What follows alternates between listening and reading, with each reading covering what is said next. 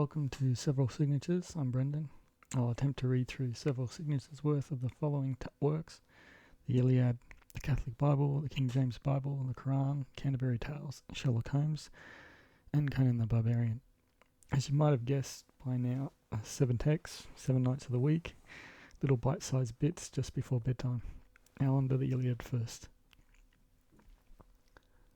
Last time we got to, then Agamemnon ordered the people to purify themselves. They cast their peace offerings into the sea and slew bulls and goats on the shore to make full sacrifice to Apollo, and the savour went up to heaven through the wreathing smoke. While all this business was going on, Agamemnon did not forget his quarrel with Achilles and the threats he had made. He called his 2 trusty servants, the heralds, Talthybios and Eubates, and gave them his orders. Go to the quarters of Prince Achilles. Take Briseis by the hand and bring her here. If he will not give her up, I will come with a larger party and take her myself, which will be more unpleasant for him. So he sent his envoys with strict orders. They did not like their errand, but they went along the shore to the place where the Myrmidons had their ships. They found Achilles sitting before his hut, and he was not pleased to see them. They indeed were both afraid and ashamed before the young prince. They only stood and said nothing to him, and asked nothing, but he understood what they wanted, and spoke. Heralds, I greet you, for the envoy is held sacred by gods and men. Come near. I find no fault in you, but in Agamemnon, who has sent you for the girl Briseis. Here, Patroclus, my friend, bring out the girl and let them take her away.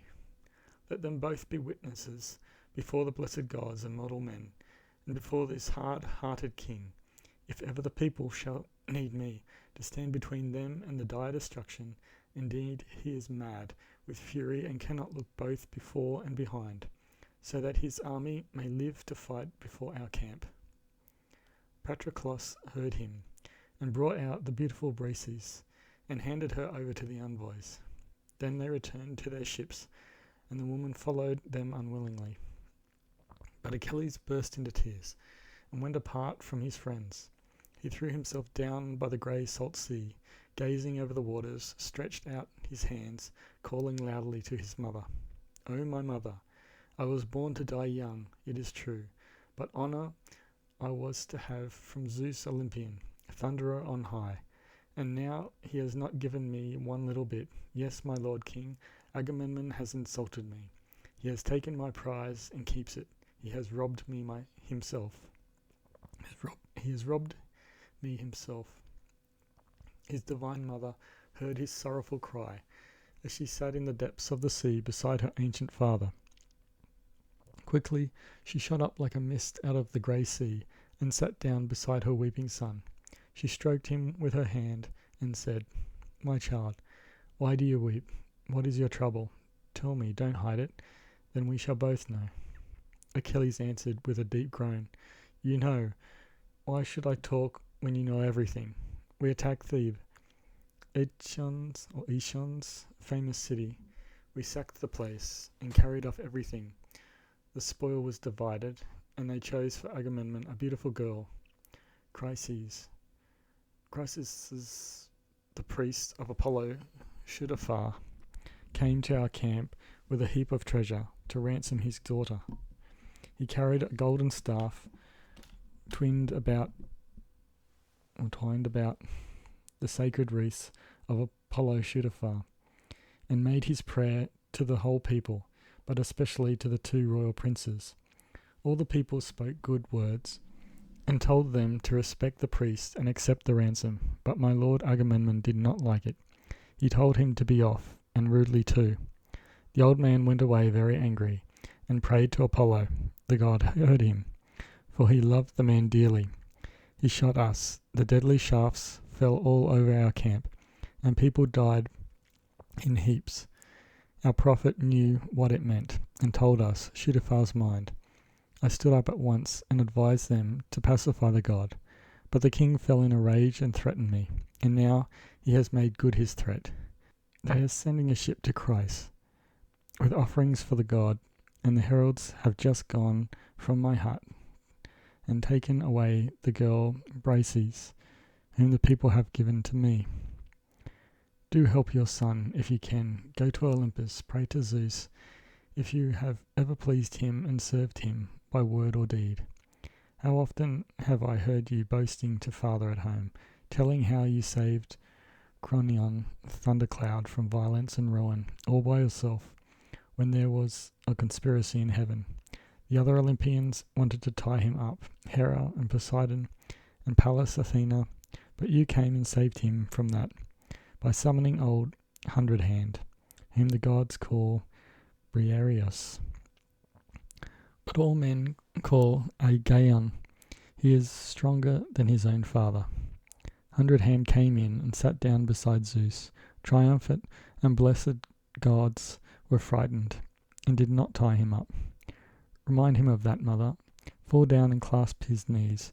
See if he will help the Trojans and drive the Achaeans back to their ships with slaughter.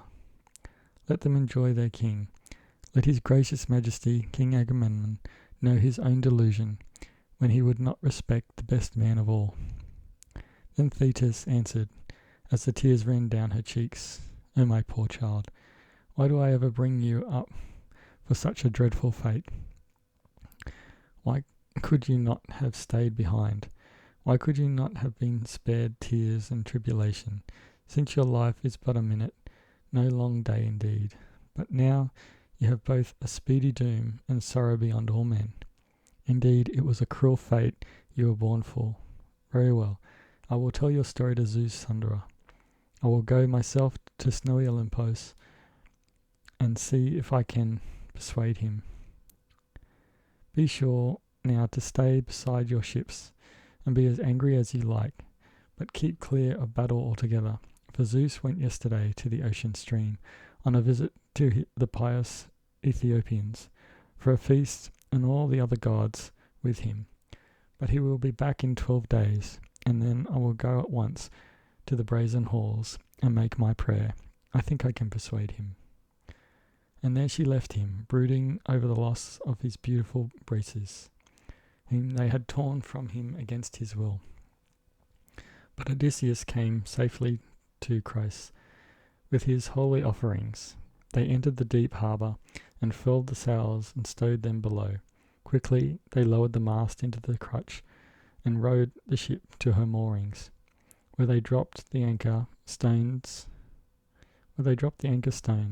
and made fast the hawsers.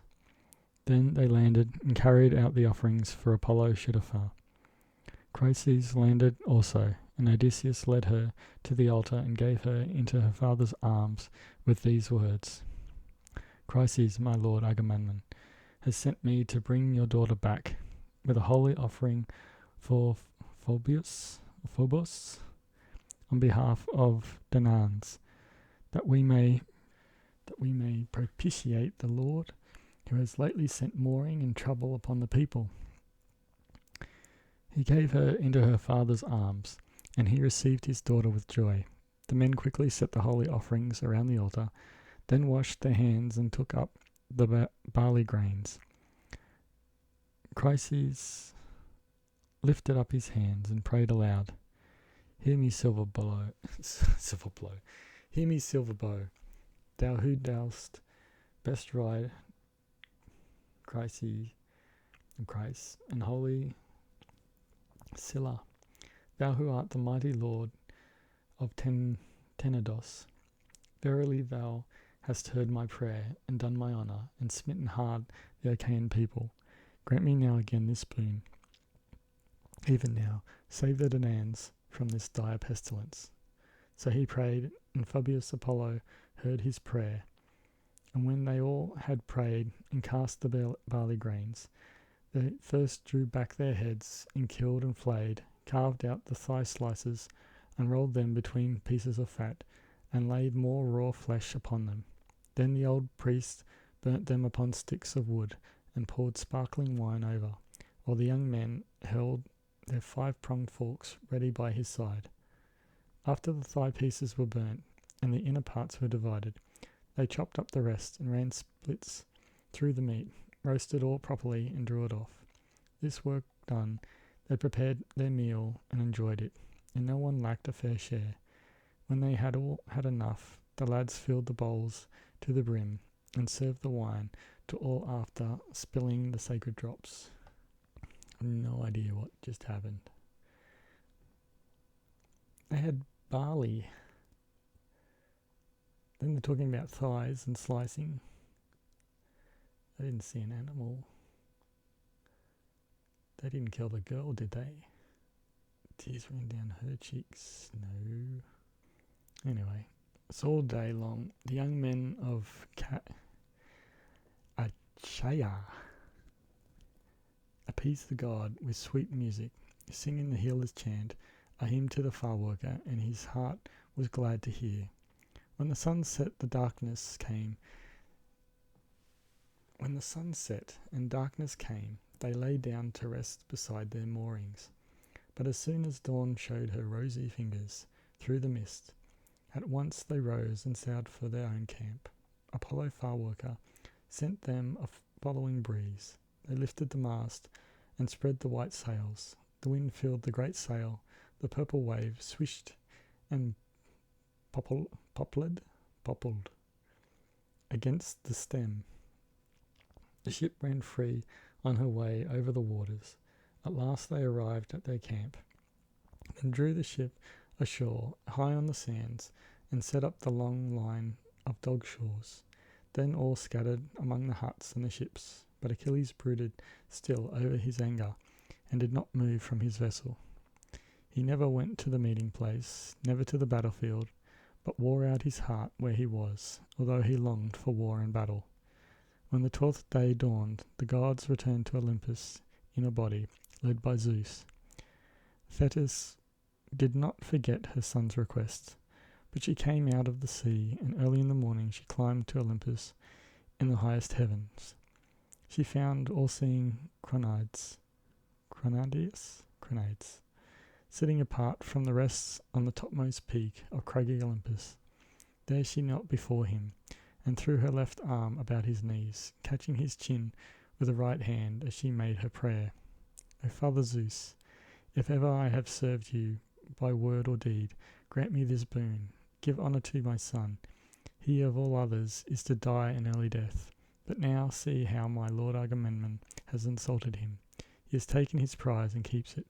He has robbed my son himself. Satisfy my son, Zeus Olympian, most wise. Let the Trojans prevail, until the Achaean nation shall satisfy my son, and magnify him with honour. Zeus Cloud-gatherer did not answer, but long sat silent, and Thetis, how she clasped his knees, how she clung fast to him and cried out once more. Say yes now, and promise me faithfully, or else say no, for you have nothing to fear. Show me that you care less for me than for any god in heaven. Zeus answered in great vexation, Bother it all. You'll set me worrying with Hera, and make her scold me again.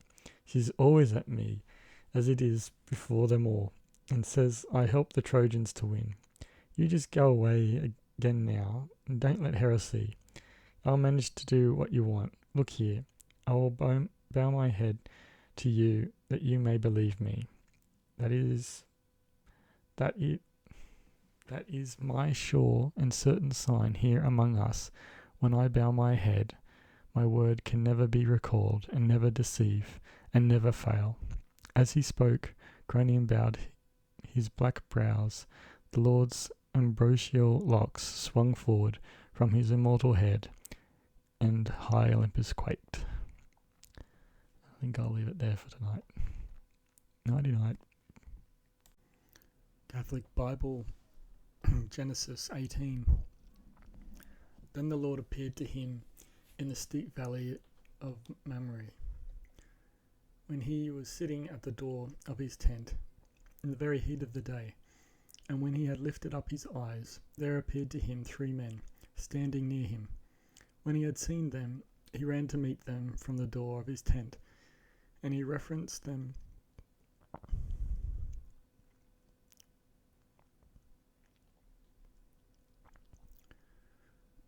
Reverenced them on the ground. And he said, "If I, O Lord, have found grace in your eyes, do not pass by your servant, but I will bring a little water, and you may wash your feet and rest under the tree."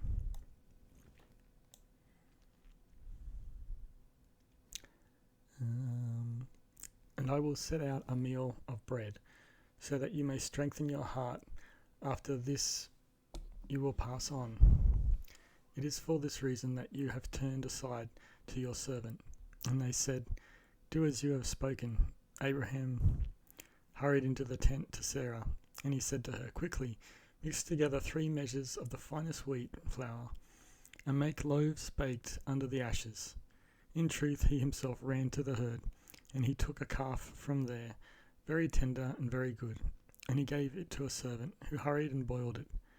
Likewise, he took butter and milk, and the calf which he had boiled, and he placed it before them. Yet truly he himself stood near them under the tree. And when they had eaten, they said to him, "Where is Sarah your wife?" He answered, "Behold, she is in the tent." And he said to him, "When returning, I will come to you at this time, with life as a companion, and your wife Sarah will have a son."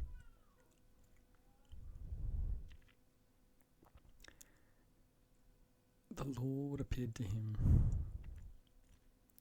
Appeared to Abraham, I guess. Okay. Hearing this, Sarah laughed behind the door of the tent. Now they were both old, and in an advanced state of life, and it had ceased to be with Sarah after the manner of women. And she laughed secretly, saying, "After I have grown old, and my Lord is elderly, shall I give myself to the work of delight?" Then the Lord said to Abraham, "Why did Sarah laugh, saying, 'How can I, an old woman, actually give birth?' Is anything difficult for God? According to the announcement, he will return to you at this same time, with life as a companion, and Sarah will have a son." Sarah denied it, saying, "I did not laugh," for she was terribly afraid. But the Lord said, "It is not so, for you did laugh." Therefore, when the men had risen up from there, they directed their eyes against Sodom, and Abraham travelled with them, leading them. And the Lord said, "How could I hide what I am about to do from Abraham, since he will become a great and very robust nation, and in him all the nations of the earth will be blessed. For I know that he will instruct his sons and his household after him to keep to the way of the Lord, and to act with judgment and justice, so that for the sake of Abraham the Lord may bring about all the things that he has spoken to him." And so the Lord said, "The outcry from Sodom and Gomorrah has been multiplied, and their sin has become exceedingly grievous. And I will descend and see whether they have fulfilled the work of the outcry that has reached me, or whether it is not so, in order that I may know." And they turned themselves from there, and they went towards Sodom. Yet in truth Abraham still stood in the sight of the Lord. And as they drew near, he said, "Will you destroy the just with the impious? If there were 50 of the just in the city, will they perish with the rest? And will you not spare that place for the sake of the 50 of the just, if they were in it? Far be it from you to do this thing, and to kill the just with the impious, and for the just to be treated like the impious. No, this is not like you. You judge all the earth. You would never make such a judgment." And the Lord said to him, "If I find in Sodom 50 of the just in the midst of the city, I will release the entire place because of them." And Abraham responded by saying, "Since now I have begun, I will speak to my Lord, though I am dust and ashes. What if there were 5 less than 50 of the just? Would you, despite the 45, eliminate the entire city?" And he said, "I will not eliminate it. if I find 45 there?" And again he said to him, "But if 40 were found there, what would you do?" He said, "I will not strike for the sake of the 40. I ask you," he said, "not to be angry." "Lord, if I speak, what if 30 were found there?" He responded, "I will not act. If I find 30 there, since now I have begun," he said, "I will speak to my Lord. What if 20 were found there?" He said, "I will not put to death for the sake of the 20. I beg you," he said, "not to be angry, Lord. If I speak yet once more, what if 10 were found there?" And he said, "I will not destroy it for the sake of 10. And the Lord departed after he had ceased speaking to Abraham, who then returned to his place. And the two angels arrived at Sodom in the evening. And Lot was sitting, this is Genesis 19. And Lot was sitting at the gate of the city. And when he had seen them, he rose up and went to them. And he reverenced, prone on the ground. And he said, "I beg you, my lords, turn aside to the house of your servant and lodge there. Wash your feet, and in the morning you will advance on your way." And they said, "Not at all, but we will lodge in the street." He pressed them very much to turn aside to him. And when they had entered his house, he made a feast for them. And he cooked unleavened bread, and they ate. But before they went to bed, the men of the city surrounded the house, from boys to old men, all the people together. And they called out to Lot, and they said to him, "Where are the men who entered to you in the night? Bring them out here, so that we may know them." Lot went out to them, and blocking the door behind him, he said, "Do not, I ask you, my brothers, do not be willing to commit this evil. I have 2 daughters who as yet have not known man. I will bring them out to you. Abuse them as it pleases you." So horrible. 2 strangers he cares more about than his own daughters. I know they're supposed to be angels, but it's just like, oh my God. "Provided that you do no evil to these men, because they have entered under the shadow of my roof." So he protects strangers. They said, "Move away from there, and again you have entered." They said, "As a stranger should you then judge. Therefore we will afflict you yourself more than them." And they acted very violently against Lot. And they were now at the point of breaking open the doors. And behold, the men put out their hand, and they pulled Lot into them, and they closed the door. And they struck those who were outside with blindness, from the least to the greatest, so that they were not able to find the door. Then they said to Lot, "Do you have here anyone of yours, all who are yours, sons-in-law, or sons or daughters? Bring them out of this city, for we will eliminate this place, because the outcry among them has increased before the Lord, who sent us to destroy them." And so Lot, going out, spoke to his sons-in-law, who were going to receive his daughters, and he said, "Rise up, depart from this place, for the Lord will destroy this city." And it seemed to them that he was speaking playfully. And when it was morning, the angels compelled him, saying, "Arise, take your wife and the 2 daughters that you have, lest you also should perish amid the wickedness of this city." And since he ignored them, they took his hand and the hand of his wife, as well as that of his 2 daughters, because the Lord was sparing him. And they brought him out and placed him beyond the city. I didn't know that. So he actually ignored them, and then they forced Lot to leave the city.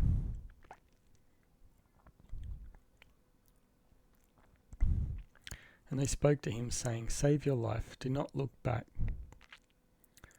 Neither should you stay in the entire surrounding region, but save yourself in the mountain, lest you also should perish." And Lot said to them, "I beg you, my Lord, though your servant has found grace before you, and you have magnified your mercy, which you have shown to me in saving my life, I cannot be saved on the mountain, as perhaps some misfortune take hold of me and I die. There is a certain city nearby to which I can flee. It is a little one, and I will be saved in it. It is not a modest one, and will not my soul live? And he said to him, Behold, even now I have heard your petitions about this, not to overturn the city on behalf of which you have spoken. Hurry and be saved there, for I cannot do anything until you enter there. For this reason, the name of that city is called Zoar. The sun had risen over the land, and Lot had entered into Zoar. Therefore the Lord rained upon Sodom and Gomorrah sulphur and fire from the Lord out of heaven. Sulphur and fire, that sounds like a volcano. Or maybe like a tectonic plate kind of ripping apart. And he overturned these cities and all the surrounding region, all the inhabitants of the cities, and everything that springs from the land. And his wife, looking behind herself, was turned into a statue of salt. But this is... So has she not entered the city yet?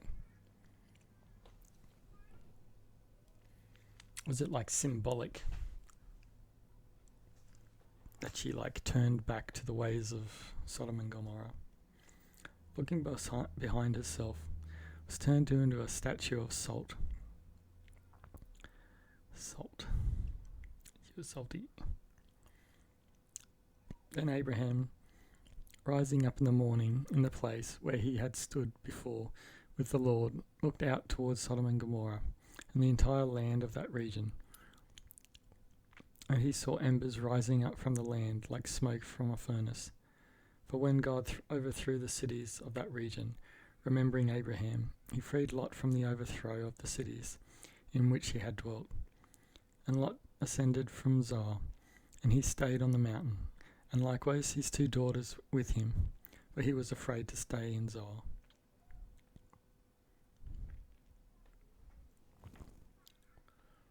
And he dwelt in a cave, he and his 2 daughters with him.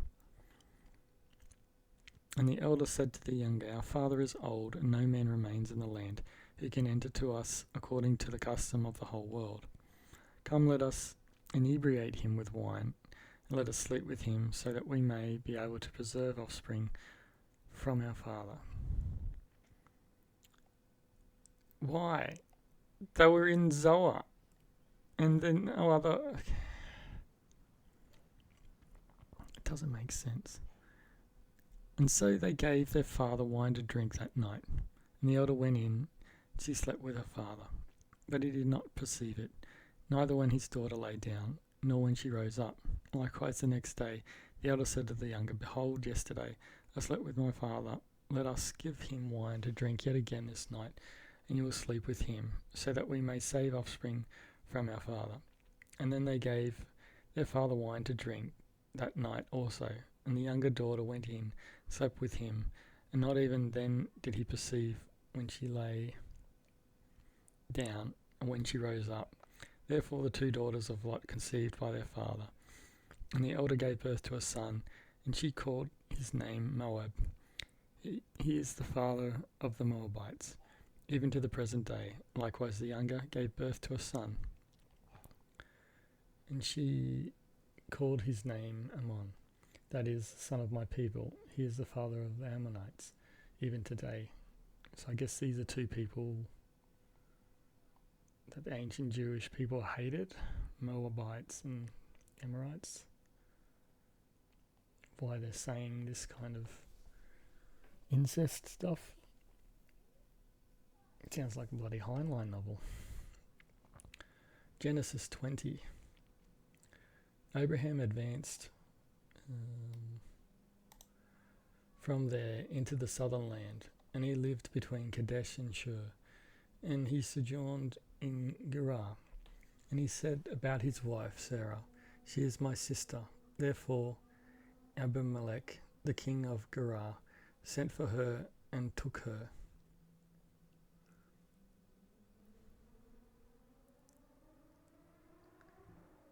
He did this before. Then God came to Abimelech through a dream in the night, and he said to him, Lo, you shall die because of the woman that you have taken. for she has a husband. In truth, Abimelech had not touched her, and so he said, Lord, would you put to death a people ignorant and just? Did he not say to me, she is my sister? And did she not say, he is my brother? In the sincerity of my heart and the purity of my hands, I have done this. God said to him, and I know that you have acted with a sincere heart, and therefore I kept you from sinning against me, and I did not release you to touch her.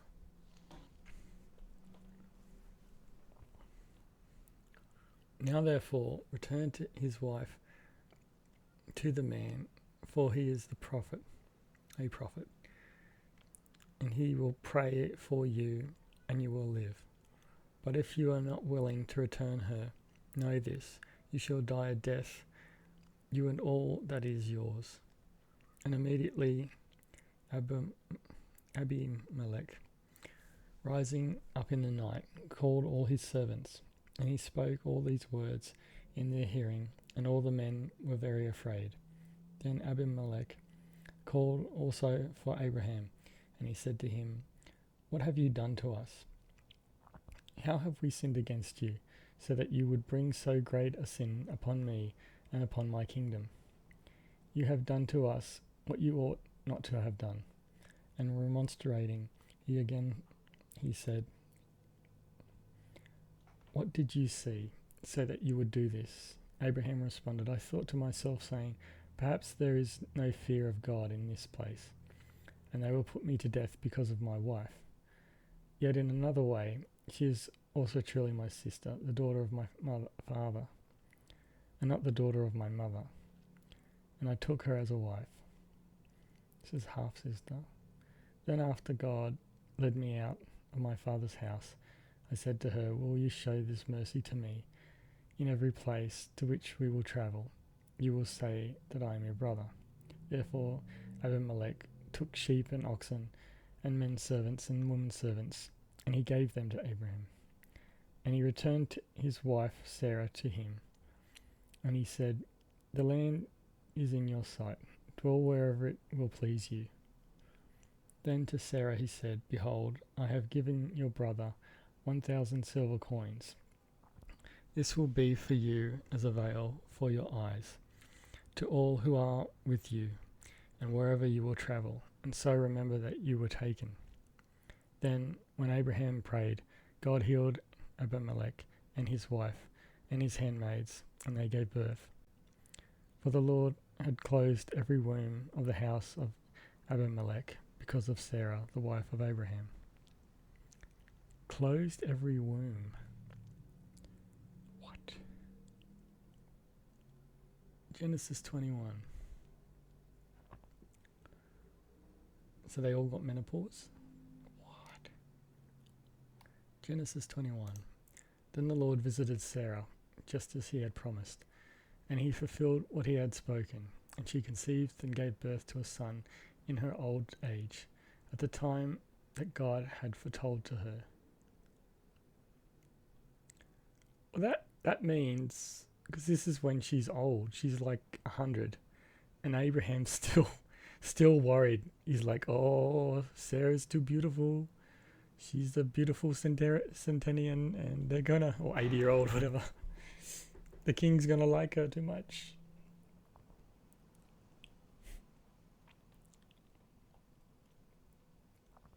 And she conceived and gave birth to a son in her old age, at the time that God had foretold to her.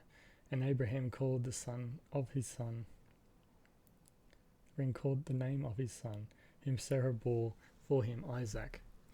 And he circumcised him on the 8th day, just as God had instructed him, when he was 100 years old. Indeed, at this stage of his life, Isaac was born, and Sarah said, God has brought laughter to me. Whoever will hear of it will laugh with me. And again she said, hearing this, who would believe Abraham, that Sarah breastfed a son, to whom she gave birth, despite being elderly? And the boy grew and was weaned, and Abraham made a great feast on the day of his weaning. And when Sarah had been the son of Hagar the Egyptian, playing with her son Isaac, And when Sarah had seen the son of Hagar the Egyptian playing with her son Isaac, she said to Abraham, Cast out this woman's servant and her son, for the son of a woman's servant will not be heir with my son Isaac. That's horrible. Abraham took this grievously for the sake of his son, and God said to him, Let it not seem harsh to you concerning the boy and your woman servant. In all that Sarah has said to you, listen to her voice. For your offspring will be invoked in Isaac.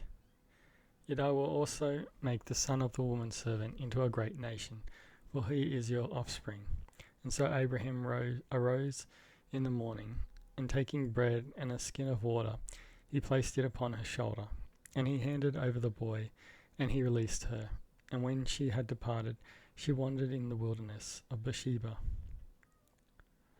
And when the water in the skin had been consumed, she set aside the boy under one of the trees that were there. And she moved away and sat in a distant area, as far as a bow can reach. For she said, I shall not see the boy die. And so, sitting opposite her, he lifted up his voice and wept. But God heard the voice of the boy, and the angel of God called to Hagar from heaven, saying, What are you doing, Hagar? Do not be afraid, for God has heeded the voice of the boy from the place where he is. Rise up, take the boy, hold him by the hand, for I will make of him a great nation. And God opened her eyes, and seeing a well of water, she went and filled the skin, and she gave the boy to drink. And God was with him, and he grew, and he stayed in the wilderness, and he became a young man, an archer. And he lived in the desert of Paran, and his mother took a wife for him from the land of Egypt. Took a wife, kidnapped, persuaded, I don't know. At the same time, Abimelech and Phicol, or Pihicol, the leader of his army, said to Abraham, God is with you in everything that you do. Therefore, swear by God that you will do no harm to me and to my posterity and to my stock, but according to the mercy that I have done to you, you will do to me and to the land to which you have turned as a newcomer. And Abraham said, I will swear. And he reproved Abimelech because of a well of water which his servants had taken away by force. And Abimelech responded, I do not know who did this thing, but you also did not reveal it to me, nor have I heard of it before today. And so Abraham took sheep and oxen, and he gave them to Abimelech, and both of them struck a pact. And Abraham set aside 7 female lambs from the flock. Abimelech said to him, What purpose have these 7 female lambs, which you have caused to stand separately? But he said, You will receive 7 female lambs from my hand, so that they may be a testimony for me that I dug this well. For this reason, that place was called Beersheba, because there both of them did swear. And they initiated a pact on behalf of the well of oath. Then Abimelech and Phicol, the leader of his army, rose up, and they returned to the land of the Palestinians. In truth, Abraham planted a grove in Beersheba, and there he called upon the name of the Lord God Eternal. And he was a settler in the land of the Palestinians for many days.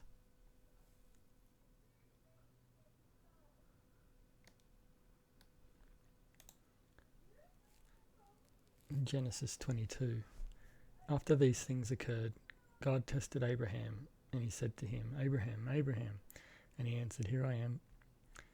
He said to him, Take your only begotten son Isaac, whom you love, and go into the land of Vision, and there you shall offer him as a holocaust upon one of the mountains, which I will show to you.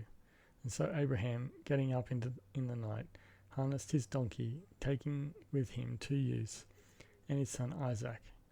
And when he had cut wood for the holocaust, he travelled toward the place as God had instructed him. Then on the third day, lifting up his eyes, he saw the place at a distance. And he said to his servants, "Wait here with the donkey. I and the boy will hurry further ahead to that place. After we have worshipped, we'll return to you." He also took the wood for the holocaust, and he imposed it upon his own son Isaac.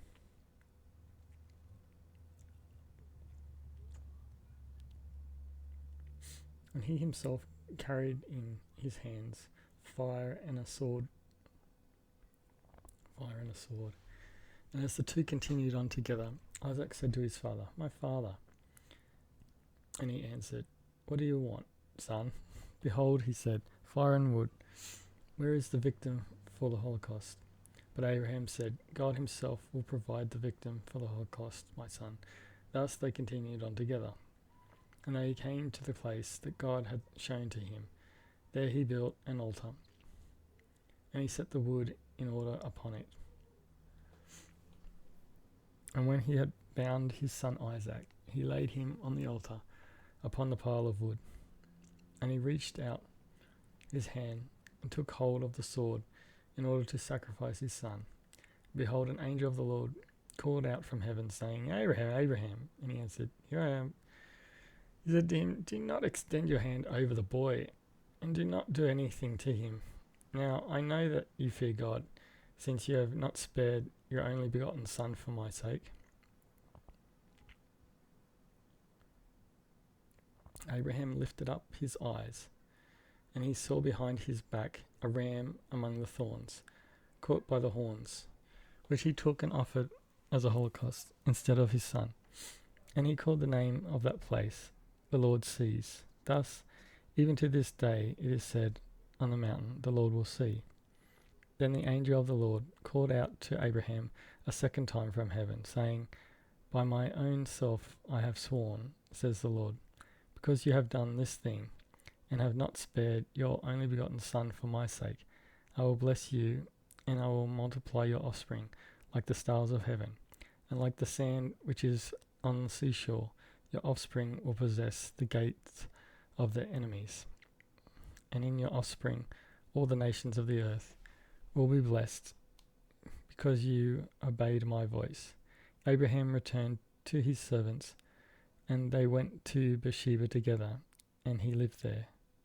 That really sounds like, he made the covenant before his birth. Then he keeps on testing it after the birth. So it's like, well, I guess you just gotta you're always on your toes, I guess. But then it's like you're reading this and it sounds like Abraham made a misinterpretation.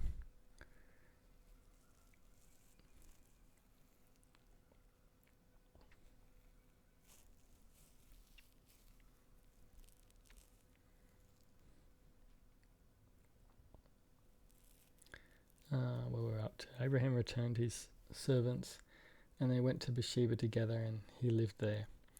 After these things occurred, it was reported to Abraham that Milcah likewise had borne sons for his brother Nahor, who was the firstborn, and Buz his brother, and Kemuel the father of the Syrians, and Chesed, and Hazo, likewise Pildash, and Jilaph, as well as Bethuel, of whom was born Rebekah. These 8 Milcah bore for Nahor, the brother of Abraham. In truth, his concubine, named Reumah, bore Teba, and Gaham, and Tahash, and Makah.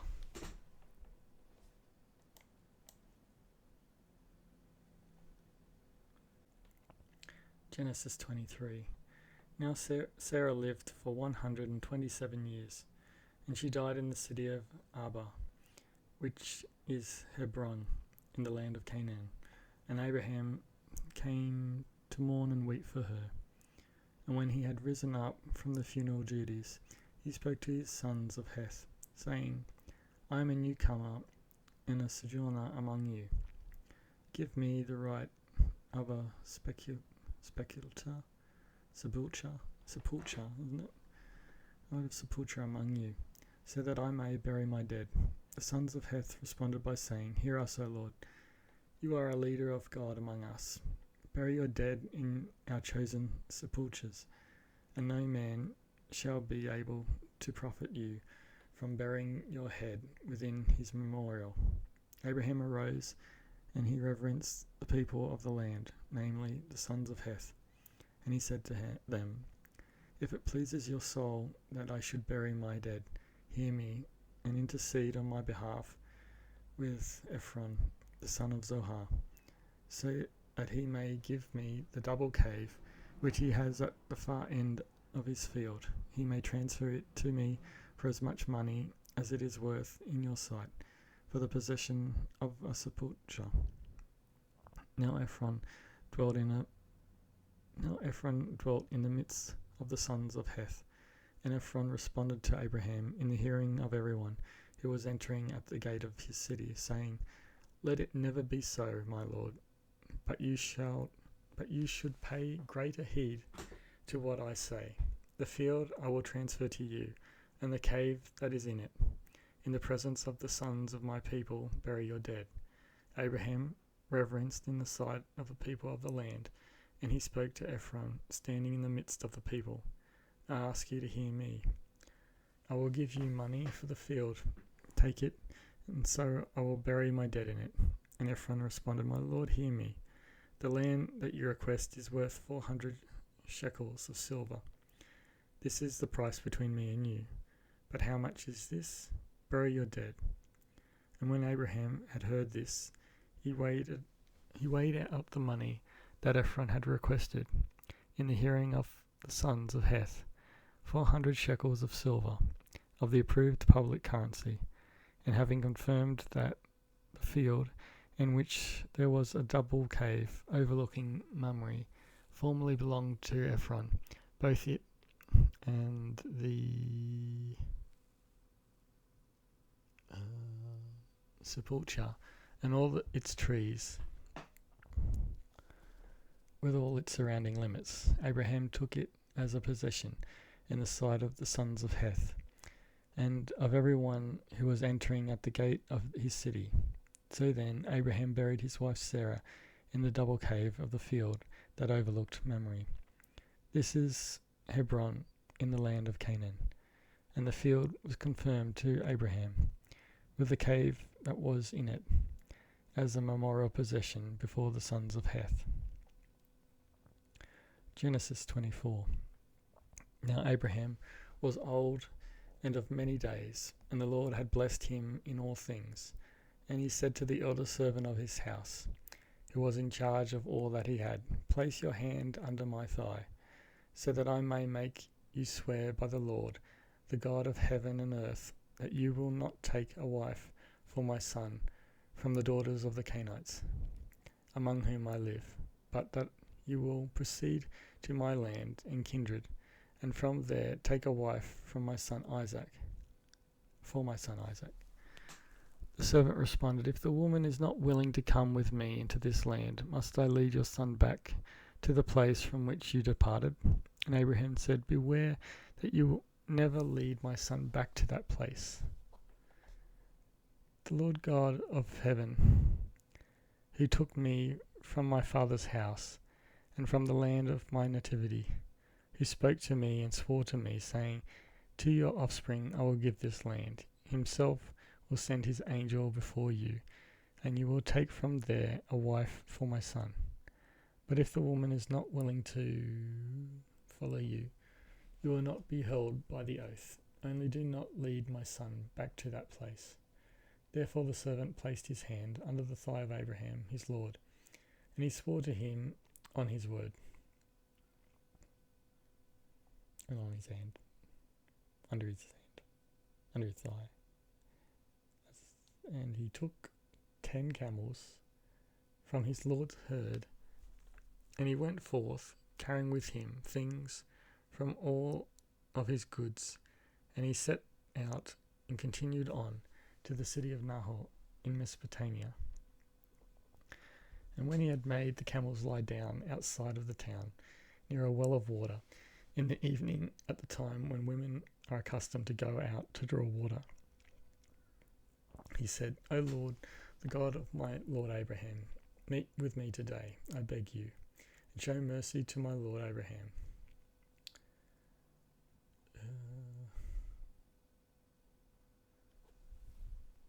Is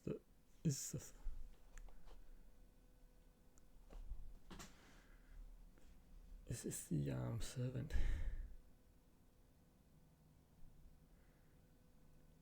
I beg you, and show mercy to my Lord Abraham. Behold, I stand near the fountain of water, and the daughters of the inhabitants of this city will go forth to draw water. Therefore the girl to whom I will say, tip your pitcher, so that I may drink, and she will respond, drink. In fact, I will give your camels a drink also. The same one is she whom you have prepared for your servant Isaac. And by this I will understand that you have shown mercy to my Lord. But he had not yet completed these words within himself, when behold, Rebekah went out, the daughter of Bethuel, son of Milcah, son of the wife of Nahor, the brother of Abraham, having a pitcher on her shoulder. This is incest again, is it? And she was an exceedingly elegant girl, and a most beautiful virgin, and unknown by man. And she descended to the spring, and she filled her pitcher, and then was returning. And the servant ran to meet her, and he said, provide me with a little water to drink from your pitcher. She responded, drink, my lord. And she quickly brought down the pitcher on her arm. She gave him a drink, and after he drank, she added, in fact, I will draw water for your camels also, until they all drink. And pouring out the pitcher into the troughs, she ran back to the well to draw water. And having drawn, she gave it to all the camels. Maybe it's not, because I think they explained like a whole group of people as the different countries, and then Rebecca's in one of them. Syrians chased, as well as Bethuel, in whom was born Rebecca. These 8 Milcah bore for Nahor, the brother of Abraham. No, they're still cousins, aren't they? Oh yeah.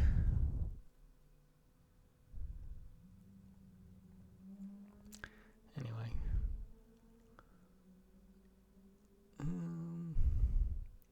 She gave camels a drink. Pouring out the pitcher into the troughs, she ran back to the well to draw water, and having drawn, she gave it to all the camels. But he was contemplating her silently, wanting to know whether the Lord had caused his journey to prosper or not. Then, after the camels drank, the man took out gold earrings, weighing 2 shekels, and the same number of bracelets, 10 shekels in weight. And he said to her, whose daughter are you? Tell me, is there any place in your father's house to lodge? She responded, I am the daughter of Bethuel, the son of Milcah, to whom she gave birth to Nahor. And she continued saying, there is very much straw and hay with us, and a spacious place to stay. The man bowed himself down, and he adored the Lord, saying, blessed be the Lord, the God of my Lord Abraham, who has not taken away his mercy and truth from my Lord, and who has led me on a direct journey to the house of the brother of my Lord. And so the girl ran, and she reported all that she had heard in the house of her mother. Now Rebekah had a brother named Laban, who went out quickly to the man where the spring was, and when he had seen the earrings and bracelets in her sister's hands, and he had heard all the words being repeated, this is what the man spoke to me. He came to the man who stood by the camels and near the spring of water, and he said to him, enter, O blessed of the Lord. Why do you stand outside? I have prepared the house and a place for the camels. And he brought him into his guest quarters, and he unharnessed the camels, and he distributed straw and hay and water to wash his feet, and that of the men who arrived with him. And bread was set out in his sight, but he said, I will not eat until I have spoken my words. He answered him, Speak. Then he said, I am the servant of Abraham, and the Lord has blessed my Lord greatly, and he has become great, and he has given him sheep and oxen, silver and gold, men servants, women servants, camels and donkeys. And Sarah, the wife of my Lord, has given birth to a son for my Lord in her old age, and he has given him all that he had. And my Lord made me swear, saying, You shall not take a wife for my son from the Canaanites, in whose land I dwell, but you shall travel to my father's house, and you shall take a wife of my own kindred for my son. So Abraham wanted incest for his son. Parents, eh? But truly, I answered my Lord, What if the woman is not willing to come with me? The Lord, he said, in whose sight I walk, will send his angel with you, and he will direct your way, and you shall take a wife for my son from my own kindred and from my father's house. But you will be innocent of my curse, if, when you will arrive at my close relatives, they will not grant this to you. And also, today I arrived at the well of water, and I said, O Lord, the God of my Lord Abraham, if you have directed my way, in which I now walk, behold, I stand next to the well of water, and the virgin who will go forth to draw water will hear from me, Give me a little water to drink from your pitcher. And she will say to me, You drink, and I will also draw from your camels. For your camels, not from your camels. Let the same be the women, whom the Lord has prepared for the son of my Lord. And while I thought over these things silently within myself, Rebekah appeared, arriving with a pitcher, which she carried on her shoulder. And she descended to the spring and drew water. And I said to her, Give me a little to drink. She quickly let down the pitcher from her arm and said to me, You drink, and to your camels I will also distribute drinking water. I drank, and she watered the camels. And I questioned her, saying, Whose daughter are you? And she responded, I am the daughter of Bethuel, the son of Nahor, whom Milcah bore to him. And so I hung the earrings on her to adorn her face, and I put the bracelets on her hands. And falling prostrate, I adored the Lord, blessing the Lord, and gave of my Lord Abraham.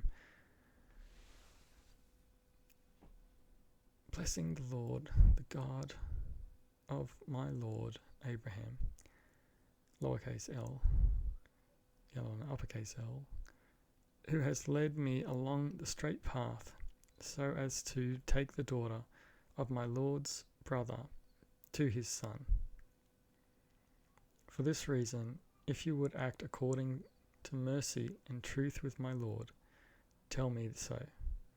But if it pleases you otherwise, say that to me also, so that I may go either to the right or to the left. And Laban and Bethuel responded, A word has proceeded from the Lord. We are not able to speak anything else to you, beyond what pleases him. But this is just this servant saying, this is what, if it happens, then it's like, and then it's like, yep, okay. Lo, Rebecca is in your sight. Maybe because he said, Abraham's rich. Was it purely faith? Don't know. Take her and continue on, and let her be the wife of the son of your Lord, just as the Lord has spoken. When Abraham's servant had heard this, he did come with men. It wasn't just the servant. Were they scared of the other guys? It doesn't say it, so I guess not. Take her and continue on, and let her be the wife of the son of your Lord, just as the Lord has spoken.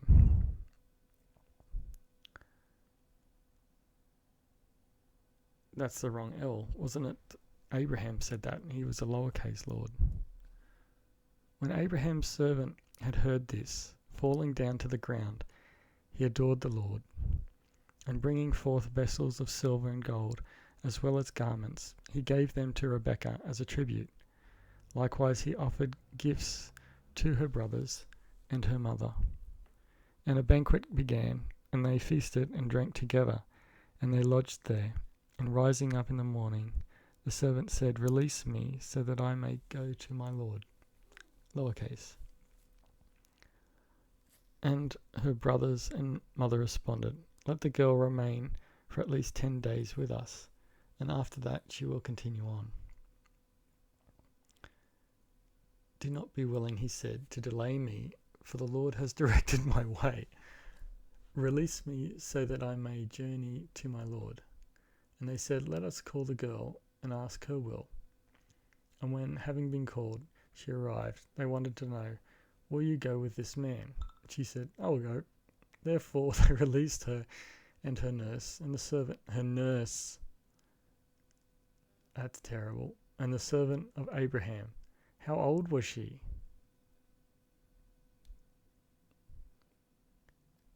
That sounds like she's under 12 or something. And the servant of Abraham and his companions, wishing prosperity for their sister, by saying, "You are our sister. May you increase to thousands of thousands, and may your offspring possess..." You're telling this to... I don't know the age, so I can't just make that assumption. "And may your offspring possess the gates of their enemies." And so Rebekah and her maids, riding upon camels, followed the man and his servants, I guess. Or did he leave his servants behind? He quickly returned to his lord. Then at the same time, Isaac was walking along the way that leads to the well, whose name is of the one who lives and who sees, for he dwelt in the southern land. And he had gone out to meditate in the field, as daylight was now declining. And when he had lifted up his eyes, he saw camels advancing from afar. Likewise, Rebekah, having seen Isaac, descended from the camel. She said to the servant, "Who is that man who advances to meet us through the field?" He said to her, "That is my lord." And so quickly, taking up her cloak, she covered herself. Then the servant explained to Isaac all that he had done. And he led her into the tent of Sarah, his mother. And he accepted her as wife.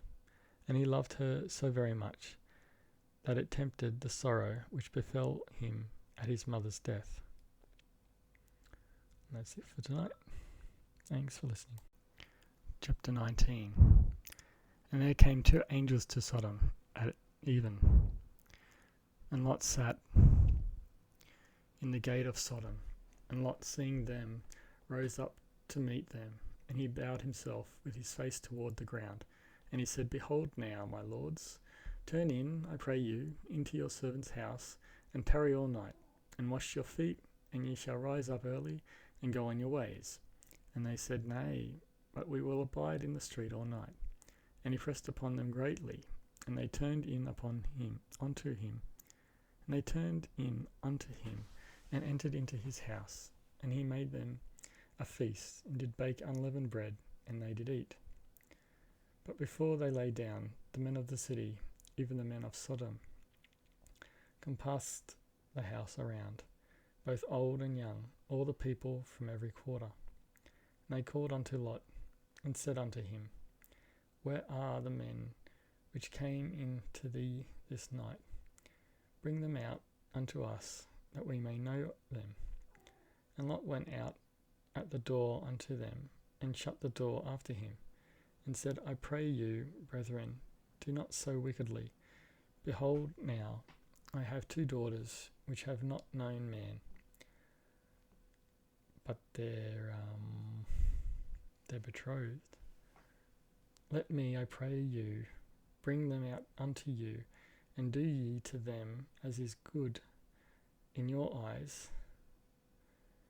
Only unto these men do nothing, for therefore came they under the shadow of my roof. And they said, Stand back. And they said again, This one fellow came in to sojourn, and he will needs to be a judge.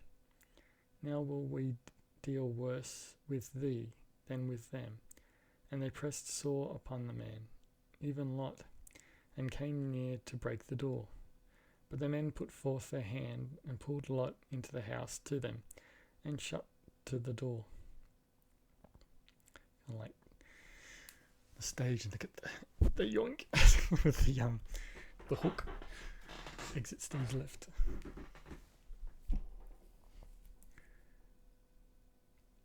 They shut the door, and they smote the men that were at the door of the house with blindness, both small and great, so that they wearied themselves to find the door. And the men said unto Lot, Hast thou here any besides, son-in-law, and thy sons, and thy daughters, and whatsoever thou hast in the city, bring them out of this place. For we will destroy this place, because the cry of them is waxen great before the face of the Lord, and the Lord hath sent us to destroy it.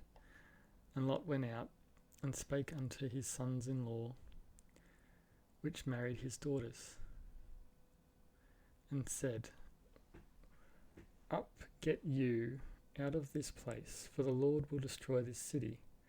But he seemed as one that mocked unto his sons-in-law. And when the morning arose, then the angels hastened Lot, saying, Arise, take thy wife and thy 2 daughters, which are here, lest thou be consumed in the iniquity of the city. And while he lingered, the men laid hold upon his hand, and upon the hand of his wife, and upon the hand of his 2 daughters. And God being merciful upon him, and they brought him forth, and set him without the city. It's like what I said before, all the men, old and young, and they're in the city. So doesn't that mean the sons-in-law were also outside being jerks? No. They said, what was it?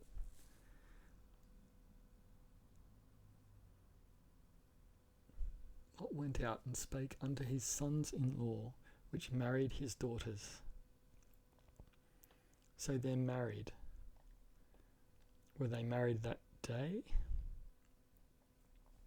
Don't know.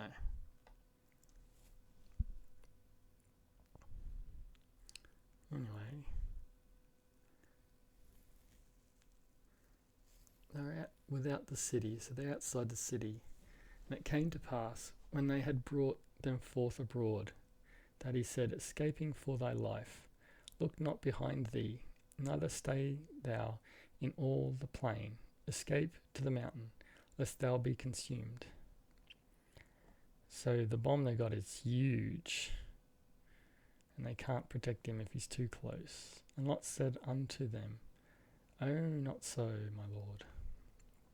Behold now, thy servant hath found grace in thy sight, and thou hast magnified thy mercy, which thou hast shewed unto me in saving my life, and I cannot escape to the mountain, lest some evil take me, and I die. So he's scared of the mountains, not scared of what the angels say is going to happen. Behold now, this city is near to flee unto, and it is a little one. O let me escape thither. Is it not a little one? And my soul shall live. And he said unto him, See, I have accepted thee concerning this thing also, that I will not overthrow this city for the which thou hast spoken. Haste thee, escape thither, for I cannot do anything till thou be come thither. Therefore, the name of the city was called Zoar. The sun was risen upon the earth when Lot entered into Zoar.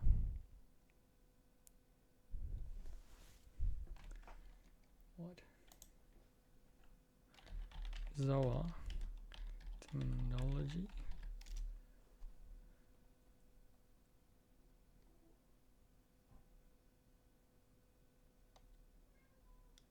Zoa, meaning small or insignificant.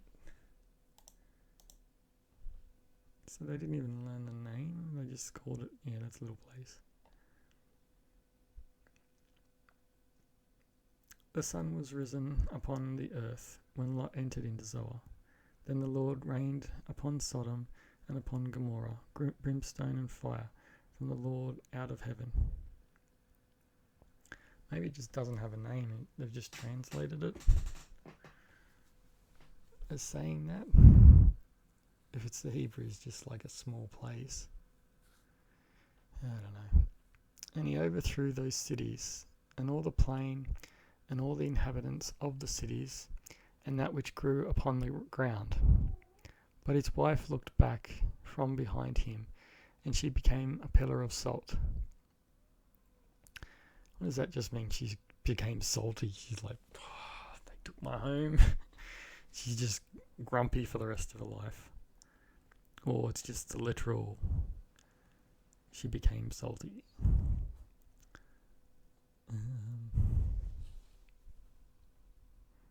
Because the Pompeii, they're not salt, are they? They're like ash. So that's different. And Abraham got up early in the morning to the place where he stood before the Lord. And he looked towards Sodom and Gomorrah. What? So he was allowed to look after a certain time period, maybe? Toward all the land of the plain, and beheld, and lo, the smoke of the country went up as the smoke of a furnace. And it came to pass, when God destroyed the cities of the plain, that God remembered Abraham, and sent Lot out of the midst of the overthrow, when he overthrew the cities in the which Lot dwelt. And Lot went up out of Zoar, and dwelt in the mountain, and his 2 daughters with him. For he feared to dwell in Zoar, and he dwelt in a cave, he and his 2 sisters. So he's just scared of everywhere. And the firstborn said unto the younger, Our father is old, and there is not a man in the earth to come in unto us after the manner of all the earth. Come, let us make our father drink wine, and we will lie with him, that we may preserve seed of our father. And they made their father drink wine that night. And the firstborn went in, and lay with her father, and he perceived not when she lay down, nor when she arose. And it came to pass on the morrow, that the firstborn said unto the younger, Behold, I lay yesternight with my father. Let us make him drink wine this night also, and go thou in and lie with him, that we may preserve seed of our father. And they made their father drink wine that night also. And the younger arose and lay with him, and he perceived not when she lay down, nor when she arose. Thus were both the daughters of Lot with child by their father. And the firstborn bare a son, and called his name Moab. The same is the father of the Moabites unto this day. And the younger, she also bare a son, and called his name Ben-Ammi. The same is the father of the children of Ammon unto this day. Chapter 20. And Abraham journeyed from thence towards the south country, and dwelled between Kadesh and Shur, and sojourned in Gerar. And Abraham said of Sarah his wife, She is my sister. And Abimelech king of Gerar sent and took Sarah. But God came to Abimelech in a dream by night, and said to him, Behold, thou art but a dead man, for the woman which thou hast taken, for she is a man's wife. But Abimelech had not come near her, and he said, Lord, wilt thou slay also a righteous nation? Said he not unto me, She is my sister. And she, even she herself said, she is my brother. In the integrity of my heart and innocency of my hands have I done this. And God said unto him in a dream.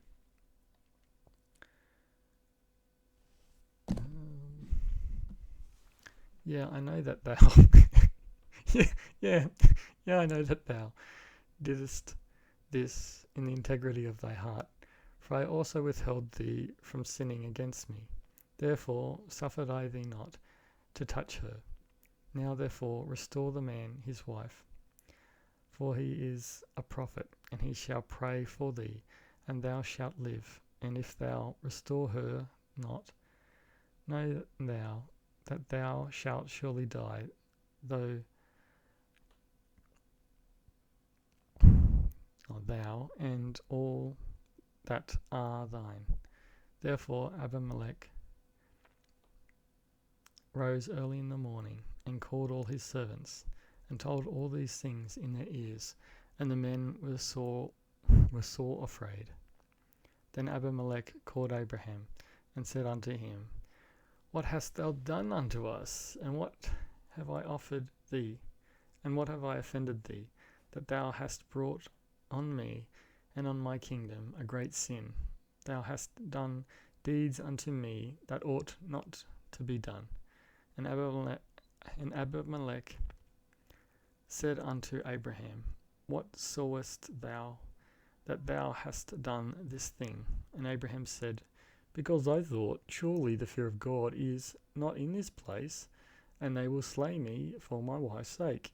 And yet, indeed, she is my sister, and she is the daughter of my father, and not the daughter of my mother, and she became my wife. And it came to pass, when God caused me to wander from my father's house, that I said unto her, This is thy kindness, which thou shalt shew unto me at every place whither we shall come. Say of me, He is my brother. And Abimelech took sheep and oxen and men servants and women servants, and gave them unto Abraham, and restored him Sarah his wife. And Abimelech said, Behold, my land is before thee, dwell where it pleaseth thee. And unto Sarah he said, Behold, I have given thy brother 1,000 pieces of silver. Behold, he is to thee a covering of the eyes, unto all that are with thee, and with all other thus she reproved. So Abraham prayed unto God, and God healed Abimelech and his wife and his maidservants, and they bare children.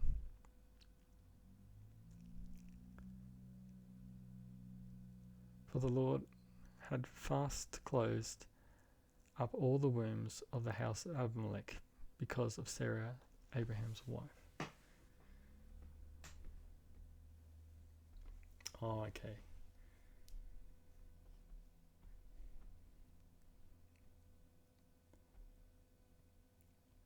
So this happened before the wombs were staunched, and then Abraham prayed and said, Hey, please God, give them back their wombs so they can have children again. So there's that one.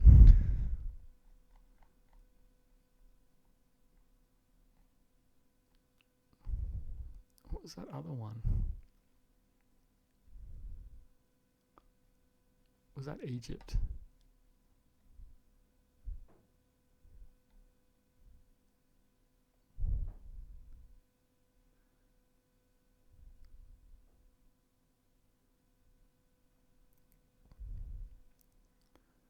Where is it? Went out of Egypt. Get thee out of thy country.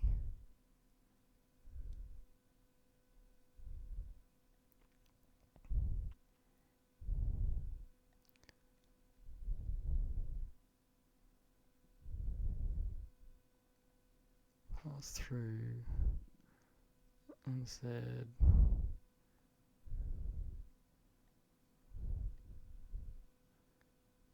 Behold, now I know thou art a fair woman to look upon. Therefore it shall come to pass, when the Egyptians shall see thee. So this is when they're younger. So it's just basically all through his life he was scared.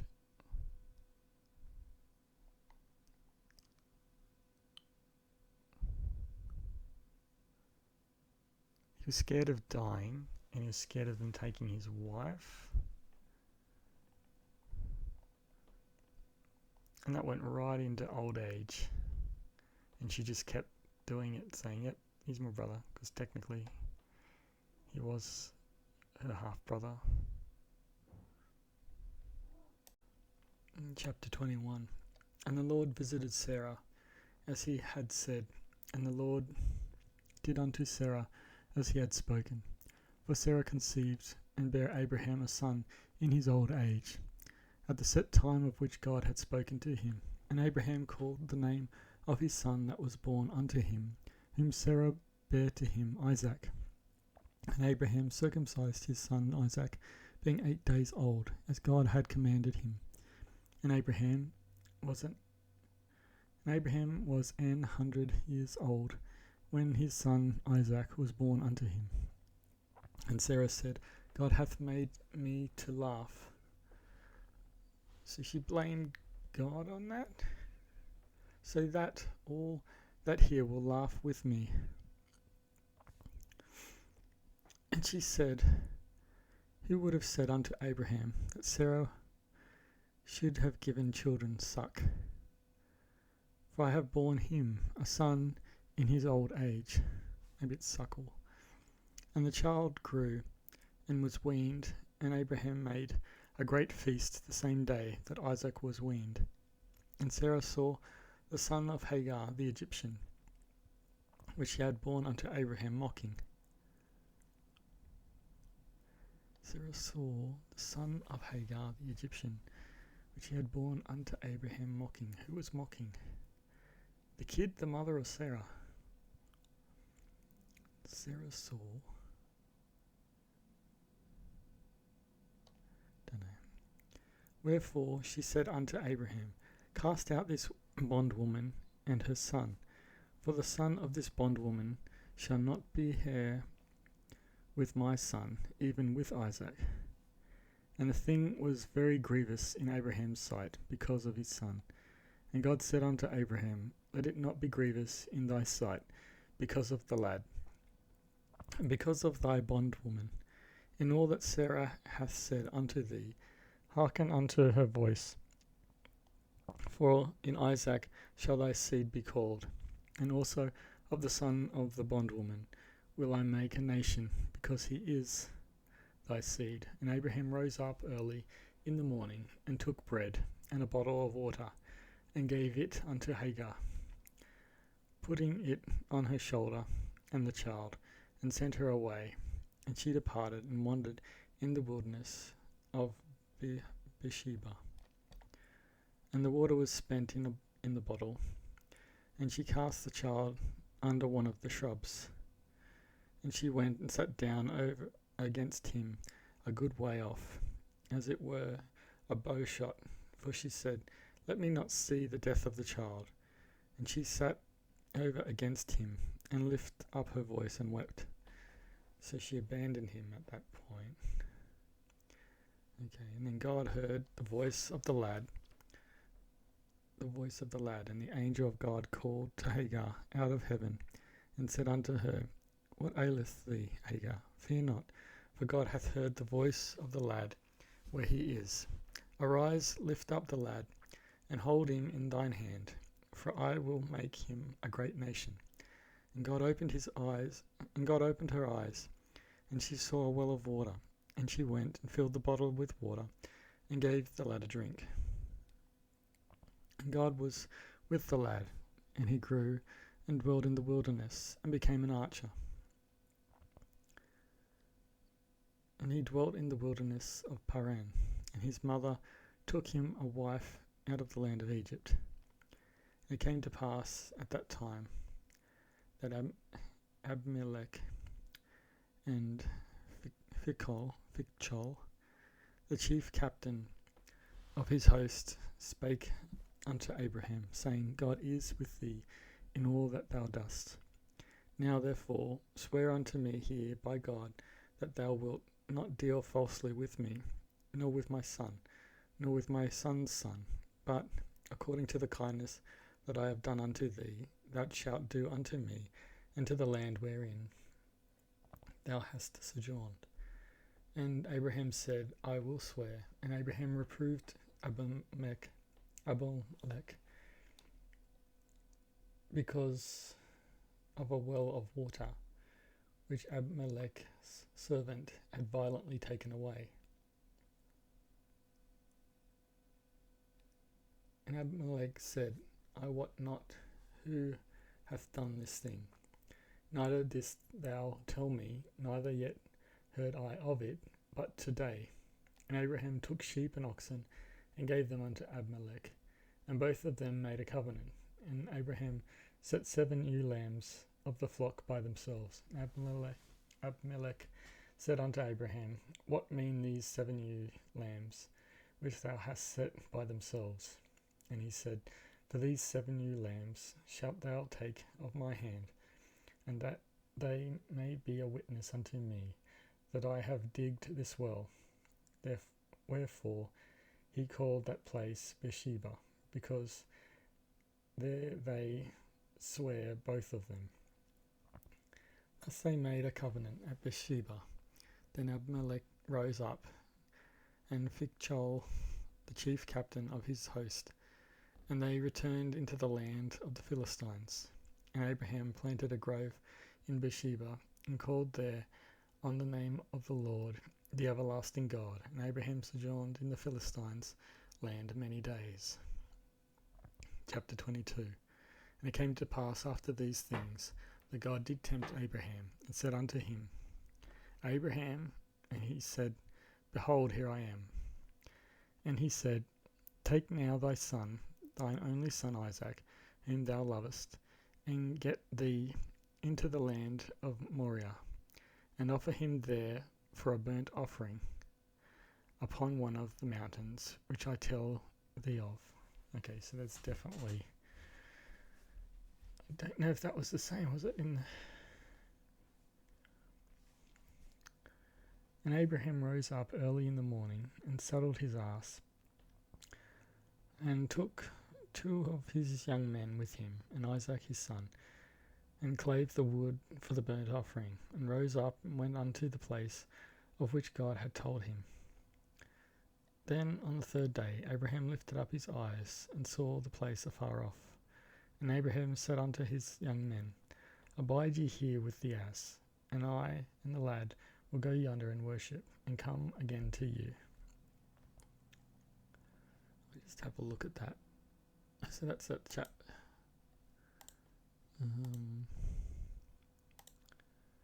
Genesis 22.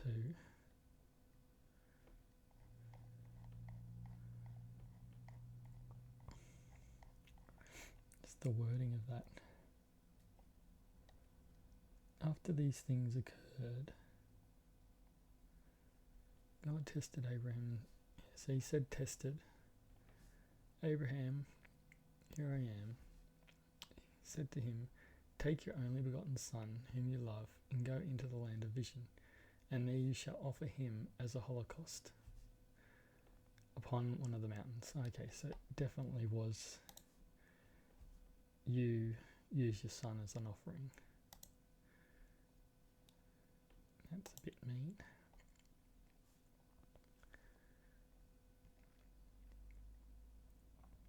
Anyway, clave wood for the burnt offering, and rose up, and went unto the place of which God had told him.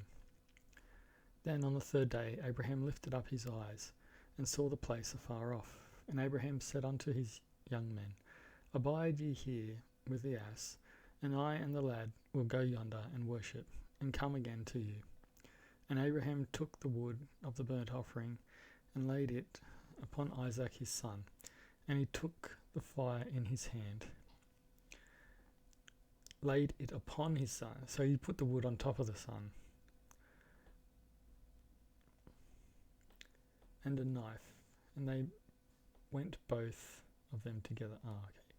The son's carrying the wood.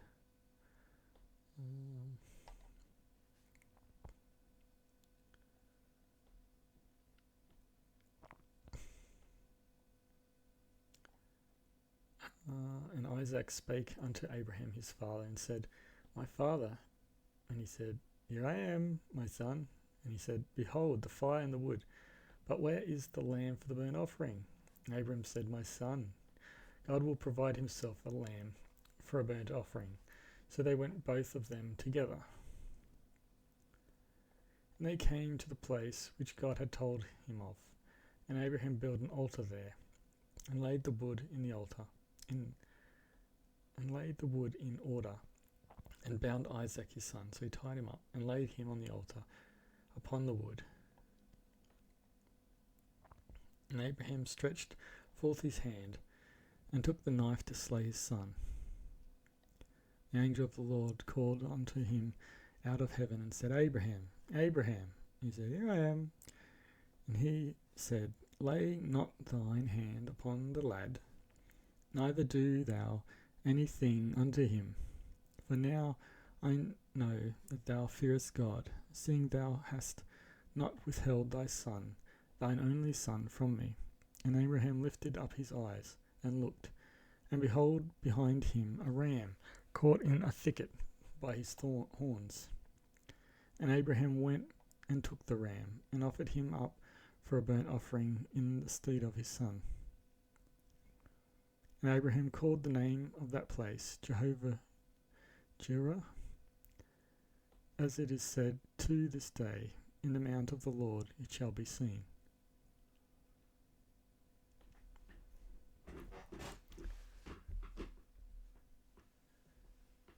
Lay not thy hands on the lad, neither do thou anything unto him, for I know that thou fearest God.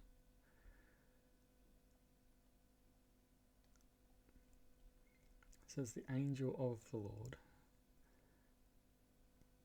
So God told him before, and then an angel of God came and told him, no, he didn't mean that.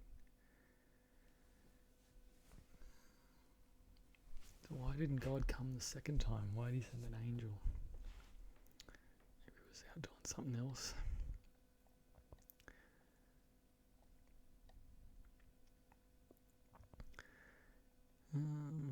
And the angel of the Lord called up unto Abraham out of heaven the second time, and said, By myself have I sworn, saith the Lord, for because thou hast done this thing, and hast not withheld thy son, thine only son, that in blessing I will bless thee, and in multiplying I will multiply thy seed, as the stars of heaven, and as the sand which is upon the seashore, and thy seed shall possess the gate of his enemies. So that's the angel saying for God, that bit. And in thy seed shall all the nations of the earth be blessed, because thou hast obeyed my voice. So Abraham returned unto his young men, and they rose up and went together to Beersheba, and Abraham dwelt at Beersheba. I'm guessing they took the donkey too. And it came to pass after these things that it was told Abraham, saying, Behold, Milcah, she hath also borne children unto thy brother Nahor. Huz, his firstborn, and Buz, his brother, and Kemuel, their father of Aram, and Ches, and Hazor, and Pildash, and Jidlaph, and Bethuel. And Bethuel begat Rebekah. These 8 Milcah did bear to Nahor, Abraham's brother, and his concubine, whose name was Reumah. She bare also Tebah, and Gahem, and Thahash, and Maachah, maybe? Maachah. Chapter 23. And Sarah was 107. Sarah was 107 and 20 years old. These were the years of the life of Sarah. And Sarah died in Kirjath Arba. The same is Hebron in the land of Canaan. And Abraham came to mourn for Sarah and to weep for her. And Abraham stood up from before his dead and spake unto the sons of Heth, saying, I am a stranger and a sojourner with you. Give me a possession of a burying place with you, that I may bury my dead out of my sight. And the children of Heth answered Abraham, saying unto him, Hear us, my lord, thou art a mighty prince among us. In the choice of our sepulchres, bury thy dead. None of us shall withhold from thee his sepulchre, but that thou mayest bury thy dead. And Abraham stood up and bowed himself to the people. What's it look like, a sepulchre?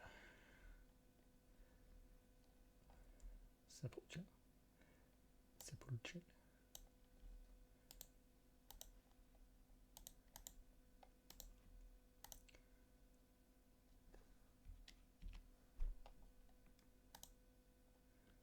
Burial chamber.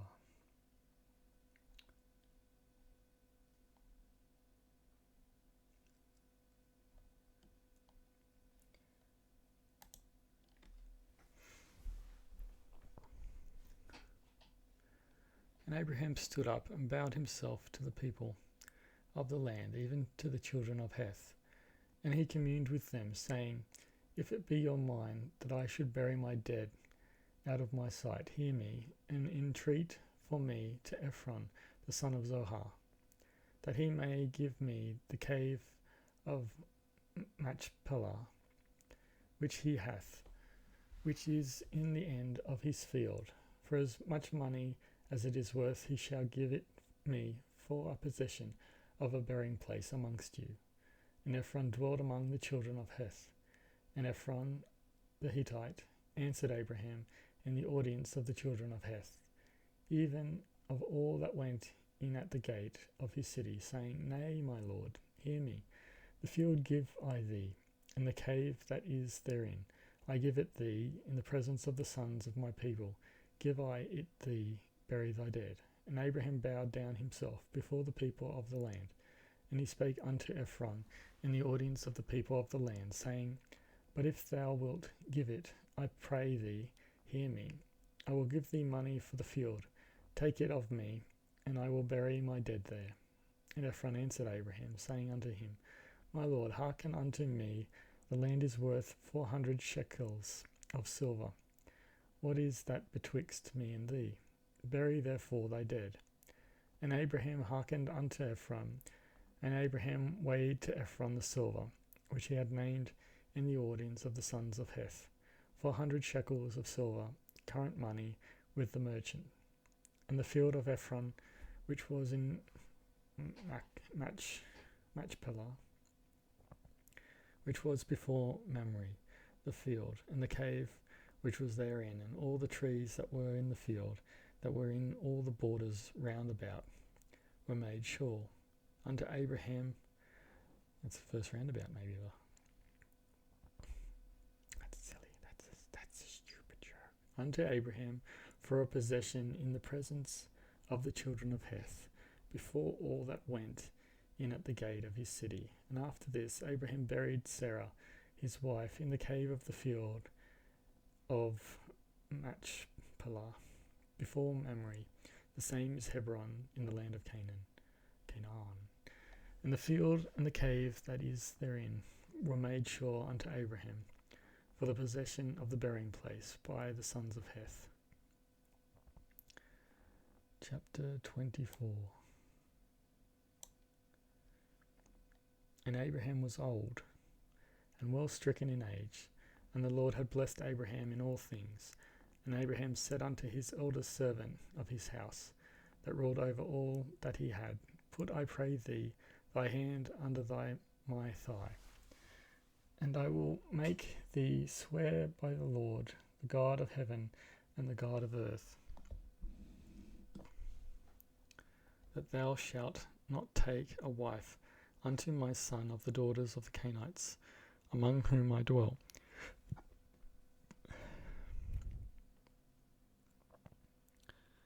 So his wife's buried with the Hittites, and he's gone back. What's the word? Sojourning, which is just go and walk about. He's not really found a place to live. He just goes around everywhere.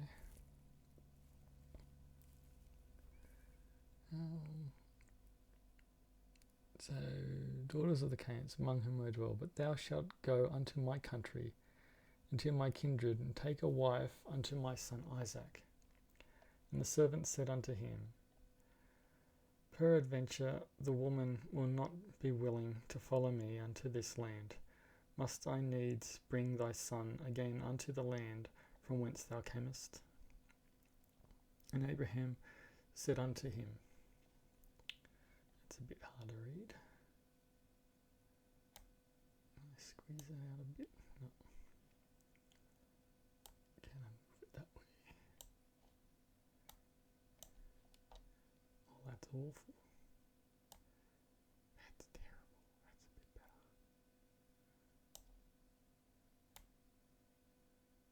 There we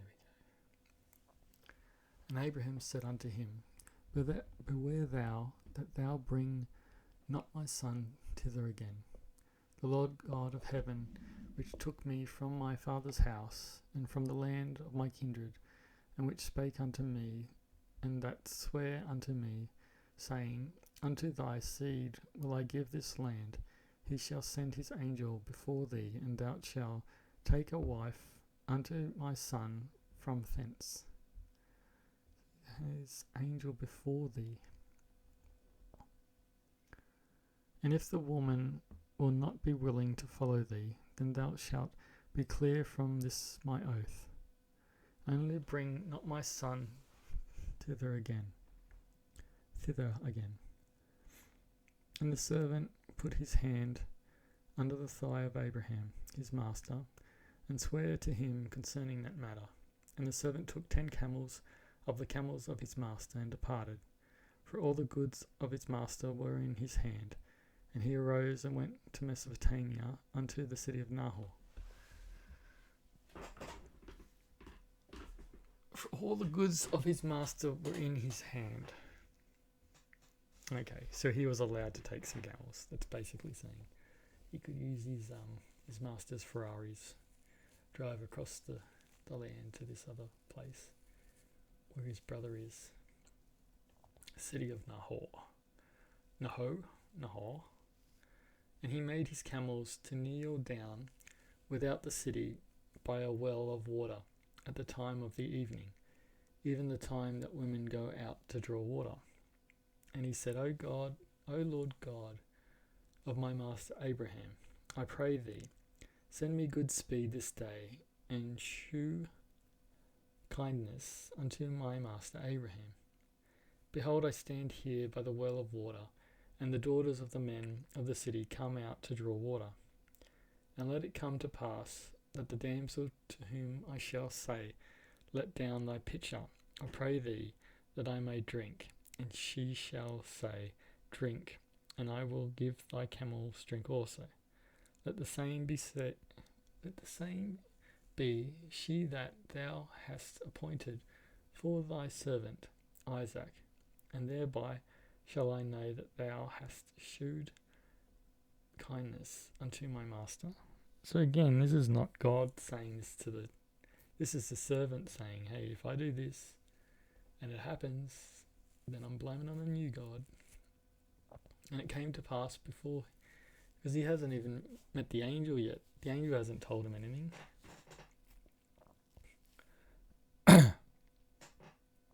It's like those legal documents that say, we're changing it, and if you don't say anything, then you're in agreement. So he's like saying, okay, God, if you don't say anything, then you agree with me. And it came to pass before he had done speaking, that behold, Rebekah came out, who was born to Bethuel, son of Milcah, the wife of Nahor, Abraham's brother, with her pitcher upon her shoulder. And the damsel was very fair to look upon, a virgin, neither had any man known her. And she went down to the well, and filled her pitcher, and came up.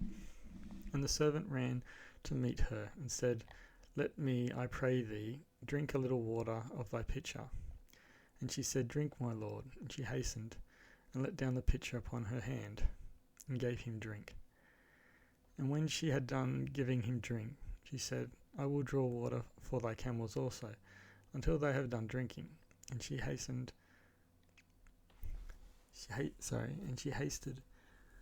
and emptied her pitcher into the trough, and ran again unto the well to draw water, and drew for all his camels. And the man, wondering at her, held his peace, to wit whether the Lord had made his journey prosperous or not. And it came to pass, as the camels had done drinking, that the man took a golden earring of half a shekel weight, and 2 bracelets for her hands of 10 shekels weight of gold, and said, Whose daughter art thou? Tell me, I pray thee, is there room in thy father's house for us to lodge in? And she said unto him, I am the daughter of Bethuel, the son of Milcah, which she bare unto Nahor. She said moreover unto him, We have both straw and provender enough, and room to lodge in. And the man bowed down his head and worshipped the Lord. And he said, Blessed be the Lord God of my master Abraham, who hath not left destitute my master of his mercy and his truth. I being in the way, the Lord led me to the house of my master's brethren. And the damsel ran and told them of her mother's house these things. And Rebekah had a brother, and his name was Laban. And Laban ran out unto the man unto the well. And it came to pass, when he saw the earring and bracelets upon his sister's hands, and when he heard the words of Rebekah his sister, saying, Thus spake the man unto me, that he came unto the man, and behold, he stood by the camels at the well. And it came to pass. So it should say, before he ran out, his sister told him this stuff, and look at all the jewels I got. He's like, whoa, he went out to the guy. And he said, Come in, thou blessed of the Lord, wherefore standest thou without? For I have prepared the house and room for the camels. And the man came into the house, and he ungirded his camels, and gave straw and provender for the camels, and water to wash his feet, and the men's feet that were with him. Yeah, so it's the other people, I guess, on camels. Did they walk next to him?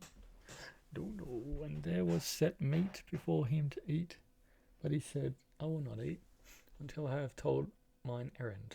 And he said, Speak on. I'm guessing that's the brother. And he said, I am Abraham's servant, and the Lord hath blessed my master greatly, and he is become great, and he hath given him flocks and herds, and silver and gold, and men servants and maid servants, and camels and asses. And Sarah, my master's wife, bare a son to my master when she was old, and unto him hath he given all that he hath. And my master made me swear, saying, Thou shalt not take a wife to my son of the daughters of the Canaanites, in whose land I dwell. But thou shalt go unto my father's house, and to my kindred, and take a wife unto my son. And I said unto my master, Peradventure the woman will not follow me. And he said unto me, The Lord, before whom I walk, will send his angel with thee, and prosper thy way. And thou shalt take a wife for my son, of my kindred, and of my father's house.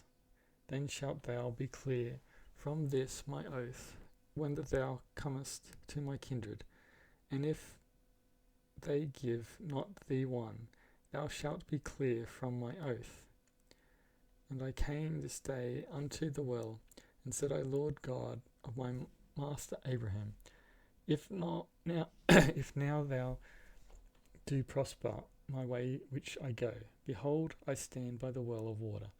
And it shall come to pass that when the virgin cometh forth to draw water, and I say to her, give me, I pray thee, a little water of thy pitcher to drink, and she say to me, both drink thou, and I will also draw for thy camels.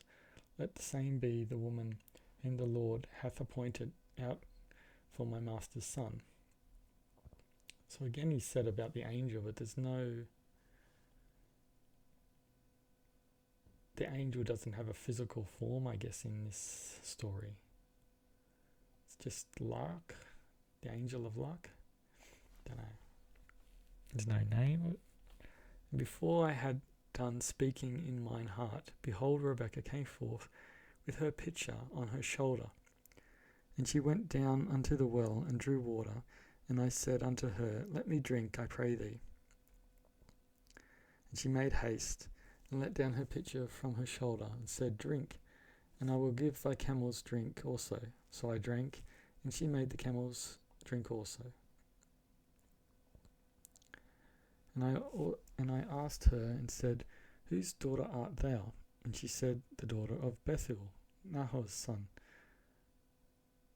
whom Milcah bare unto him. And I put the earring upon her face, and the bracelets upon her hands, and I bowed down my head, and worshipped the Lord, and blessed the Lord God of my master Abraham, which had led me into the right way, to take my master's brother's daughter unto his son. And now, I wonder, is this the same in the Jewish version of the Old Testament? Or is it like a Christian thing of saying, hey, you guys are the lot up in the mountains, the hillbillies, and Abraham and all this incest stuff. If this is just a Christian kind of thing, saying get back because of what happened to Jesus, or it's just, it is in the Jewish text, I don't know.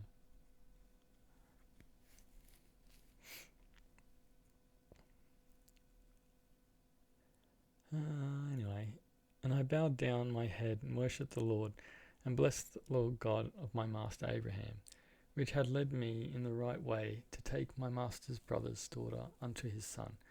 And now if ye will deal kindly and truly with my master, tell me, and if not, tell me, that I might turn to the right hand or to the left. Then Laban and Bethuel answered and said, the thing proceedeth from the Lord. We cannot speak unto thee bad or good. The thing proceedeth from the Lord. So that sounds like it's proceeded from the Lord. Maybe the angel did talk to them beforehand, but it's just not spoken of. So it's like the angel saying, hey, something's coming. You can't say yes or no. Behold, Rebekah is before thee. Take her and go, and let her be thy master's son's wife, as the Lord hath spoken. And it came to pass that when Abraham's servant heard their words, he worshipped the Lord, bowing himself to the earth. And the servant brought forth jewels of silver and jewels of gold, and raiment, and gave them to Rebekah. He gave also to her brother and to her mother precious things. And they did eat and drink, he and the men that were with him, and tarried all night. And they rose up in the morning, and he said, send me away unto my master. And her brother and her mother said, let the damsel abide with us a few days, at the least 10. After that she shall go. And he said unto them, hinder me not, seeing the Lord hath prospered my way.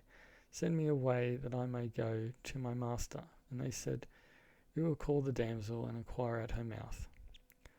And they called Rebekah and said unto her, wilt thou go with this man? And she said, I will go. And they sent away Rebekah, their sister, and her nurse, and Abraham's servant and his men.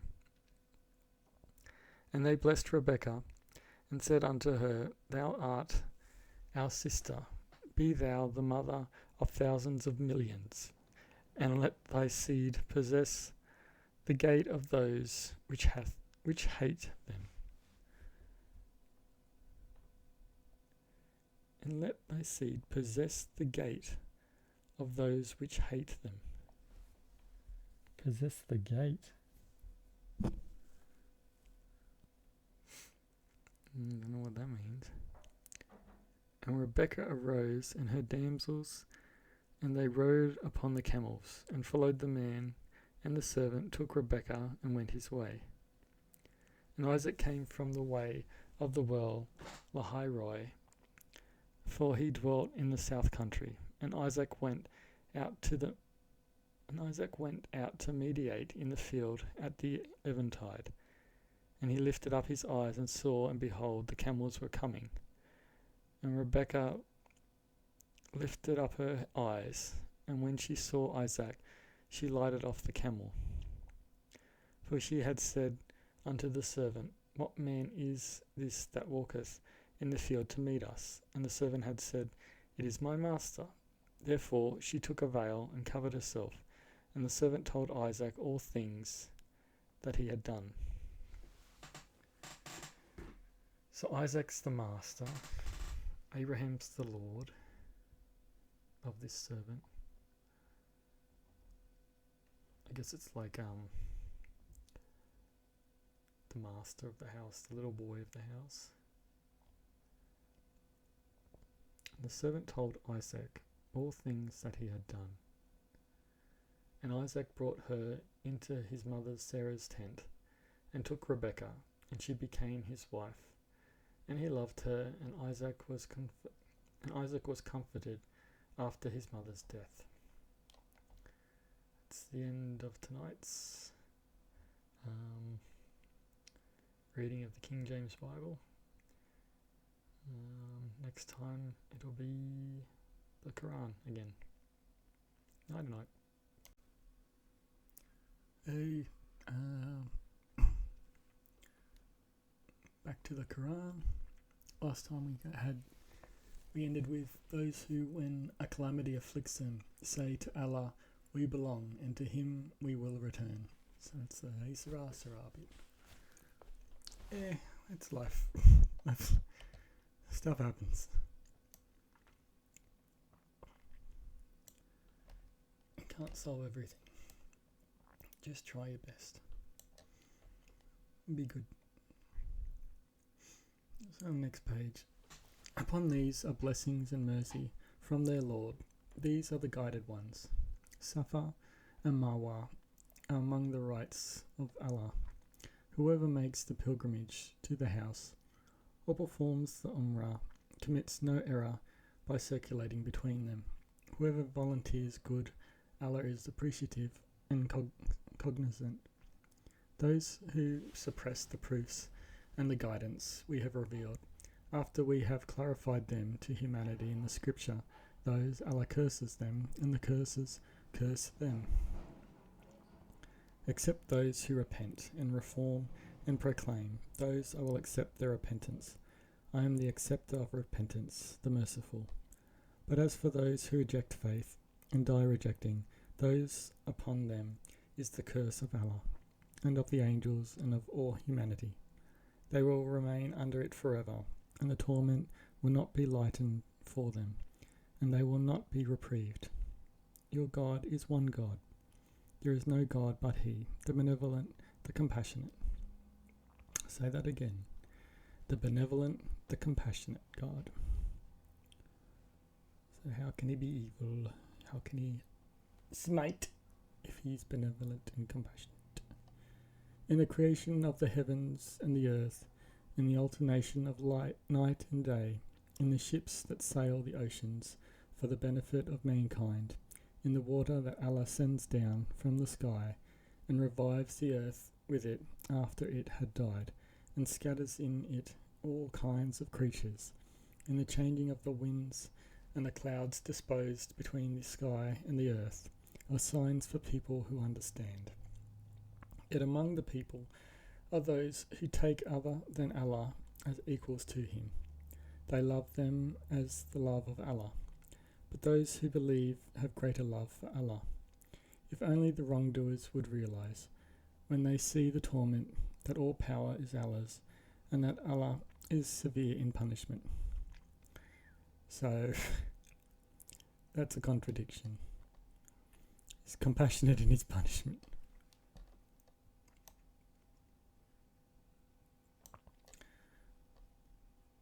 You have to realize with the Bible and all these books, they're all about morality, but they're also about setting up a structure that is in control. So it's it's our word goes. If you go against us, you're not as good as us. So it's you just got to take it with a grain of salt, because it's just too full on. Otherwise, you just gotta, just take the good words, the good meanings out of it. Those who are followed will then disown those who followed them, and they will see the retribution, and ties between them will be severed. Those who followed will say, if only we can have another chance, we will disown them as they disowned us. Thus Allah will show them their deeds as regrets to them, and they will not come out of the fire. O people, eat of what is lawful and good on earth, and do not follow the footsteps of Satan. He is to you an open enemy. He commands you to do evil and vice, and say about Allah what you do not know. And when it is said to them, follow what Allah has revealed, they say, we will follow what we found our ancestors following, even if their ancestors understood nothing and were not guided. The parable of those who disbelieve is that of someone who calls upon someone who hears nothing except screaming and yelling, deaf, dumb, and blind. They do not understand. O you who believe, eat of the good things we have provided for you, and give thanks to Allah, if it is Him that you serve.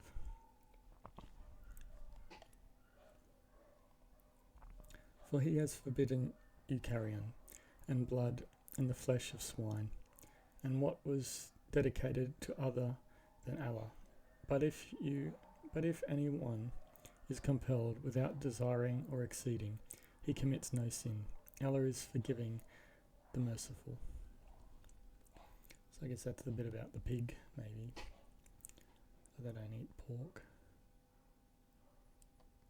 Those who conceal what Allah revealed in the book and exchanged it for a small price, those swallow nothing but fire into their bellies, and Allah will not speak to them on the day of resurrection, nor will He purify them, and they will have a painful punishment. It is they who exchange guidance for error, and forgiveness for punishment. But why do they insist on the fire? That is because Allah has revealed the book in truth, and those who differ about the book are in deep discord.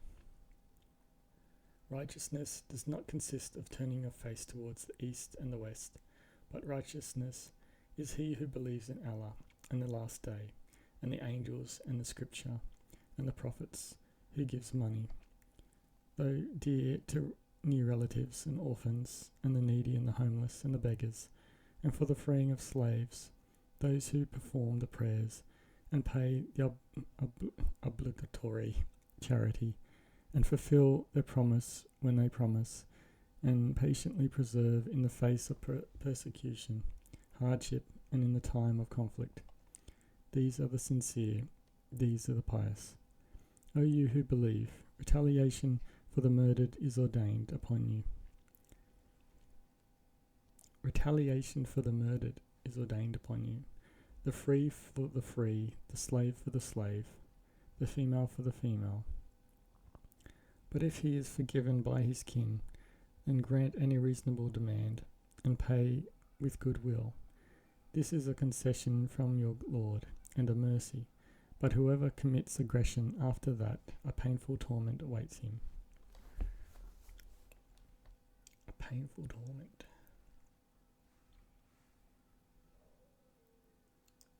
Have I made this big enough?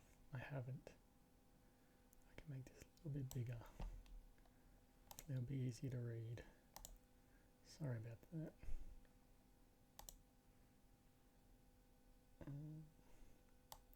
Is that better?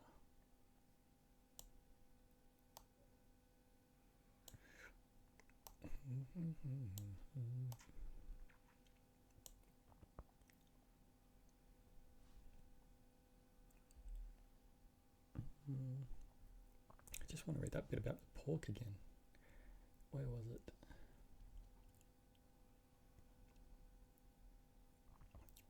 Yes, forbidden you carrion. Carrion is cadavers, isn't it? Roadkill.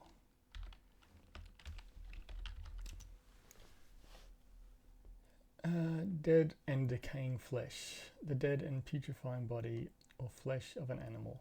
Flesh so corrupted as to be unfit for food. Okay. Oh, who'd want to eat that anyway? And blood.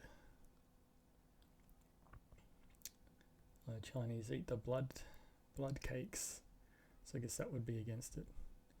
And the flesh of swine. Piggies. I don't know if there's no other definition for that, is there?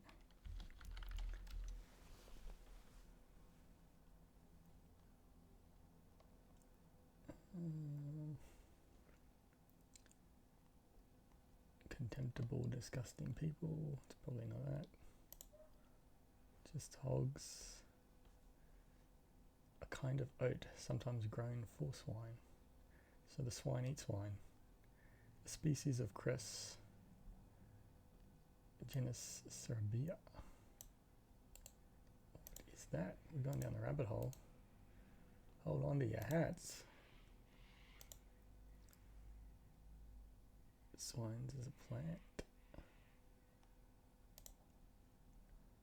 Adult or blockhead. Sow thistle. Any of various omnivores, even-toed, ungulates. Ungulate, a hoofed mammal, such as a horse, pig, deer, buffalo, antelope, belonging to the former order Ungulata. An ungulate or hoofed quadruped.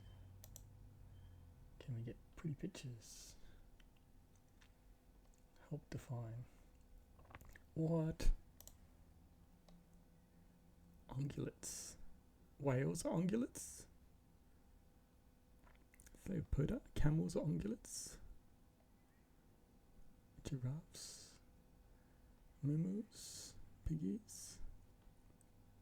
Horses. Yurok and rhinos.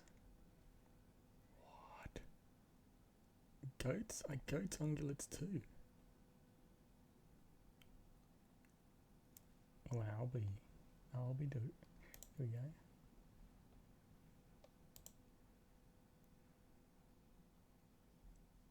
Animamalia. Life. Lots of words. Where's the picture? Show the picture, please. Just tiny pictures. I'm getting too sidetracked. Gotta focus. Where were we?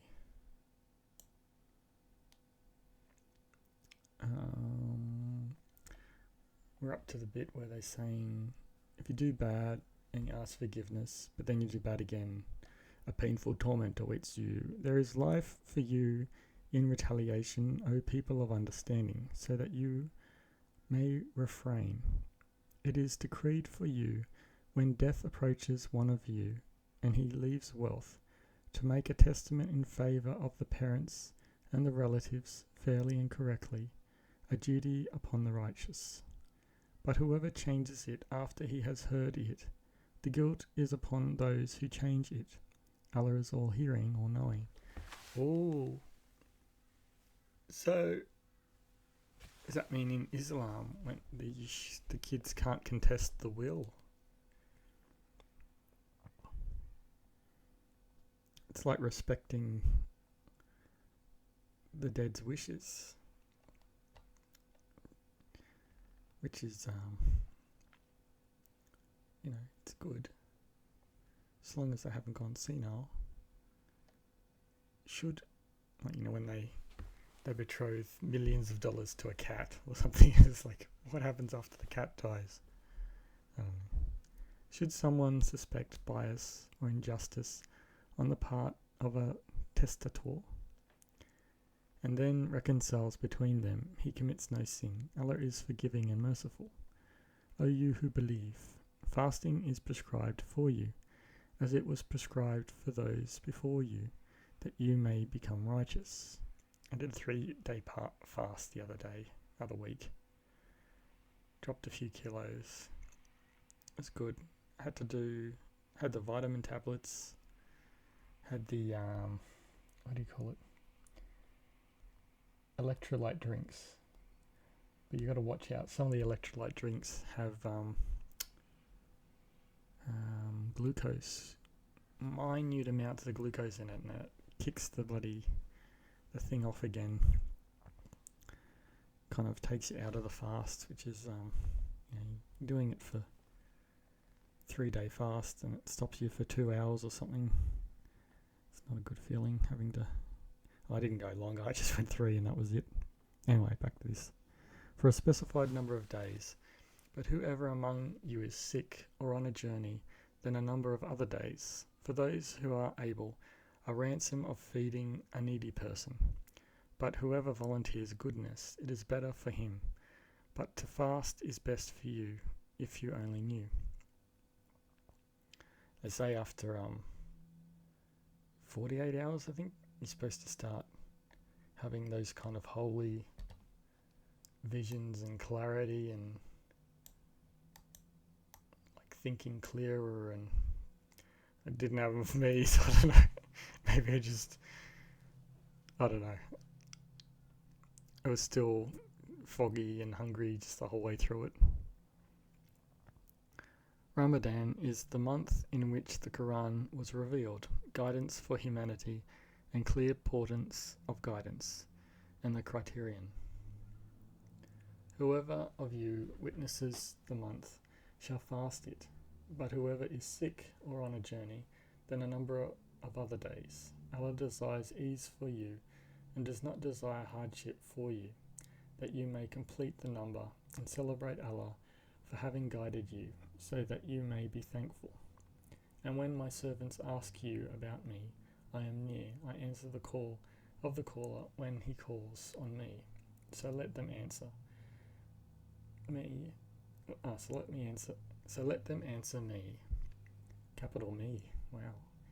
And have faith in me, that they may be rightly guided. Permitted for you is intercourse with your wives. Polygamy, oh my God. On the night of the fast.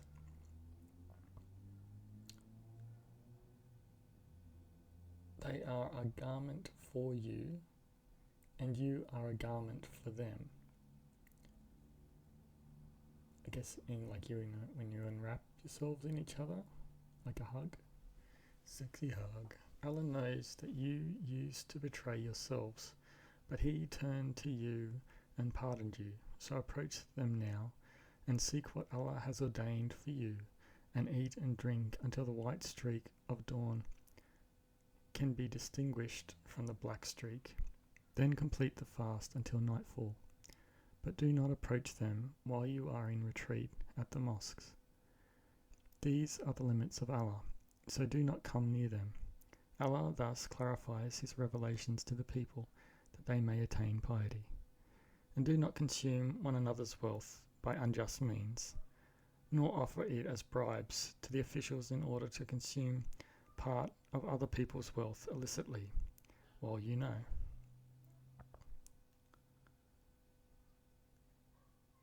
So it's like, that's grey territory, isn't it? It's like not offer bribes.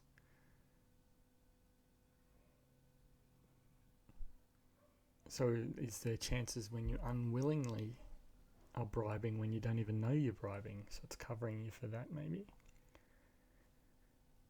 Or it's just, that's, people say, oh, we didn't know. And it's like, you've been giving bribes.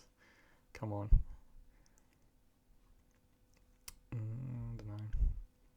I don't know. They ask you about the crescents. Say they are timetables for people. And for the, I can't pronounce it. Maybe it's Hajj. Or just Hajj, maybe? Or Ha. I don't know if it's a silent J. It is not virtuous that you approach homes from their backs.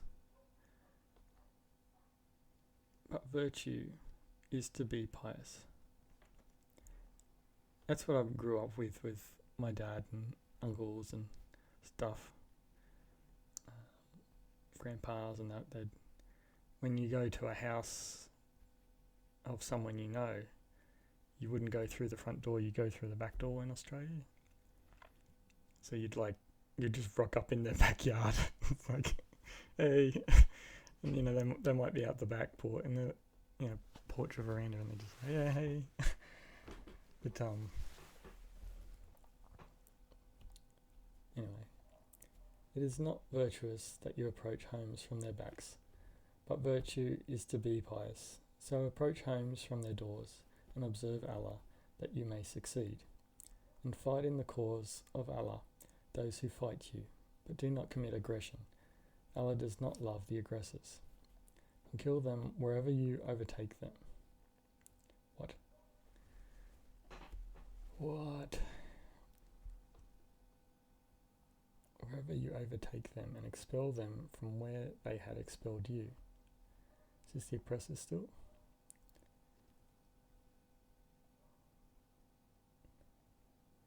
They ask you about the crescents, say they are timetables for people.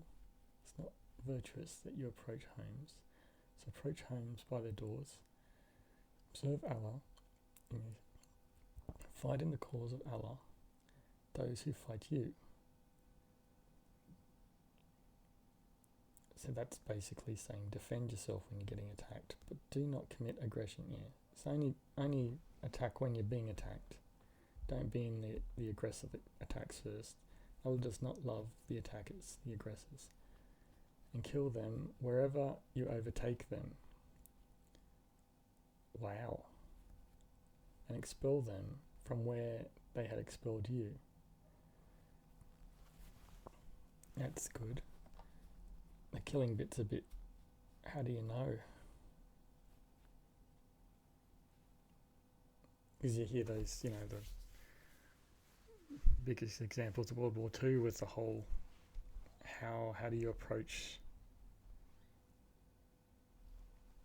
like Germany and that, and they're saying, oh, we didn't kill everyone, the Americans. They said, oh, but the Russians did, and I'm guessing the Russians probably said the same thing about the Americans.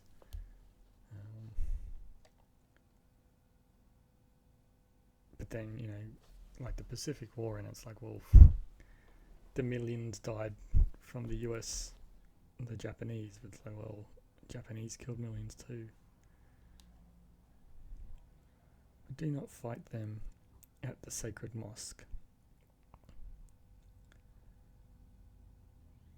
Oppression is more serious than murder. Oppression is more serious than murder.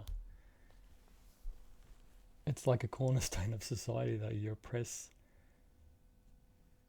I guess it's like how much the oppression is. Oppression of women's rights, oppression of people's differing opinions. You're just trying to, it's the rubber band thing, isn't it? Trying to find a medium that's not too extreme for everyone. But do not fight them at the sacred mosque, unless they fight you there. So again, defend yourself if they're being jerks there. If they fight you, then kill them. What? Such is the retribution of the disbelievers. Or they're talking about at the mosque. So if they're completely against, they're fighting you. But it's like, well, what's the fight? I don't know how that's translated. It's not just a bully, it's like people that are out to get you. But if they cease, then Allah is forgiving and merciful. Oh, they cease, sorry. And fight them until there is no oppression, and worship becomes devoted to Allah alone. But if they cease, then let there be no hostility except against the oppressors. So it's still saying they cease. You don't kill them. It's still a bit of hostility. Giving them a bit of a stern talking to. The sacred month, for the sacred month. The sacrilege calls for retaliation. Whoever commits aggression against you, retaliate against him in the same measure as he has committed against you. And be conscious of Allah and know that Allah is with the righteous. And that retaliation against in the same measure. But I don't think it's the same way. It's like in the best way you can think of. It's not like vigilantism. And spend in the cause of Allah, and do not throw yourselves with your own hands into ruin. And be charitable. Allah loves the charitable. And carry out the Hajj and the Umrah for Allah. But if you are prevented, then whatever is feasible of offerings. And do not shave your heads until the offering has reached its destination. Whoever of you is sick or has an injury of the head, then redemption of fasting or charity or worship. When you are secure, whoever continues the Umrah until the Hajj, then whatever is feasible of offering. But if he lacks the means, then fasting for 3 days during the Hajj and 7 when you have returned, making 10 in all. This is for his household is not present at the sacred mosque, and remain conscious of Allah, and know that Allah is stern in retribution. The Hajj is during specific months. Whoever decides to perform the Hajj, there shall be no sexual relations, nor misconduct, nor quarrelling during the Hajj. And whatever good you do, Allah knows it, and take provisions. But the best provision is righteousness, and be mindful of me, O people of understanding. You commit no error by seeking bounty from your Lord. When you disperse from Arafat, remember Allah at the sacred landmark, and remember Him as He has guided you, although before that you were of those astray. Then disperse from where the people disperse, and ask Allah for forgiveness. Allah is most forgiving, most merciful. When you have completed your rites, remember Allah as you remember your parents, or even more. Among the people is he who says, O our Lord, give us in this world, yet he has no share in the hereafter. And among them is he who says, Our Lord, give us goodness in this world, and goodness in the hereafter, and protect us from the torment of the fire. These will have a share of what they have earned. Allah is swift in reckoning. And remember Allah during the designated days. But whoever hurries on in 2 days commits no wrong, and whoever stays on commits no wrong, provided he maintains righteousness. Don't know if that's the he of... Is it just saying everyone? Or is it being sexist? And obey Allah, and know that to Him you will be gathered. Among the people is he whose speech about the worldly life impresses you, and he calls Allah to witness what is in his heart, while he is the most hostile of adversaries. When he gains power, he strives to spread corruption on earth, destroying properties and lives. Allah does not like corruption. And when he is told, beware of Allah, his pride leads him to more sin. Hell is enough for him, a dreadful abode. And among the people is he who sells himself, seeking Allah's approval. Allah is kind towards the servants. O you who believe, enter into submission wholeheartedly, and do not follow the footsteps of Satan. He is to you an outright enemy. But if you slip after the proofs have come to you, know that Allah is powerful and wise. Are they waiting for Allah himself to come to them in the shadows of the clouds, together with the angels, and thus the matter is settled? All things are returned to Allah. Ask the children of Israel how many clear signs we have given them. Whoever alters the blessing of Allah after it has come to him, Allah is severe in retribution. Beautified is the life of this world for those who disbelieve, and they ridicule those who believe. But the righteous will be above them on the day of resurrection. Allah provides to whomever he wills without measure. Humanity used to be one community. Then Allah sent the prophets, bringing good news and giving warnings. And he sent down with them the scripture, with the truth to judge between people regarding their differences. But none differed over it except those who were given it, after the proofs had come to them. Out of mutual envy between them, then Allah guided those who believed to the truth they had disputed, in accordance with his will. Allah guides whom he wills to a straight path. Or do you expect to enter paradise before the example of those who came before you had reached you? Adversity and hardship had afflicted them, and they were so shaken up that the messenger and those who believed with him said, "When is Allah's victory? Indeed, Allah's victory is near." They ask you what they should give. Say, whatever charity you give is for the parents and the relatives and the orphans and the poor and the wayfarer. Whatever good you do, Allah is aware of it. Fighting is ordained for you, even though you dislike it. But it may be that you dislike something while it is good for you. And it may be that you like something while it is bad for you. I don't know if that's just a general fighting to get up in the morning, fighting to get the peanut butter spread on the bread, fighting against the people that are being jerks to you, fighting to make sure that you're trying to be a good person and do your daily work hours and chores and whatnot. Allah knows, and you do not know. They ask you about fighting during the holy month. Say fighting during it is deplorable, but to bar others from Allah's path, and to disbelieve in him, and to prevent access to the holy mosque, and to expel its people from it, are more deplorable with Allah. They will not cease to fight you until they turn you back from your religion, if they can. Whoever among you turns back from his religion and dies a disbeliever, those are they whose works will come to nothing in this life and in the hereafter. Those are the inmates of the fire, abiding in it forever.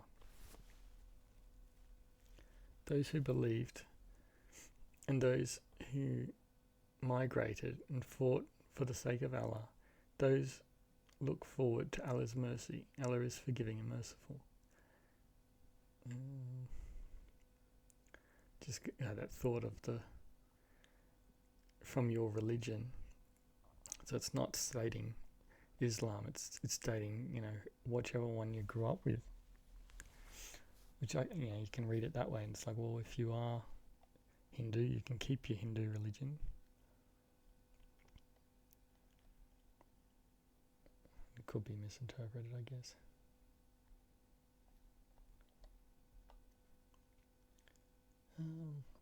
Those who believed and those who migrated and fought for the sake of Allah, those look forward to Allah's mercy. Allah is forgiving and merciful.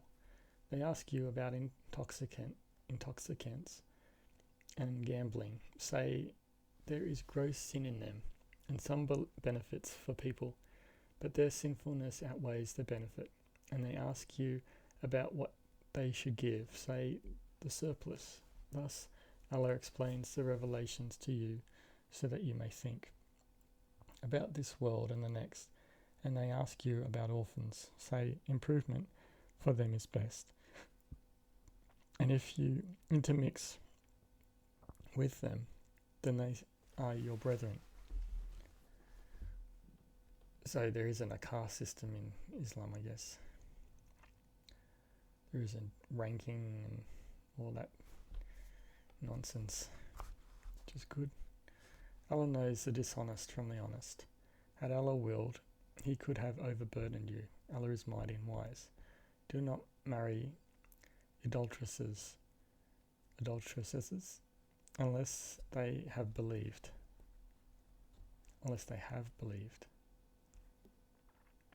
Not do believe.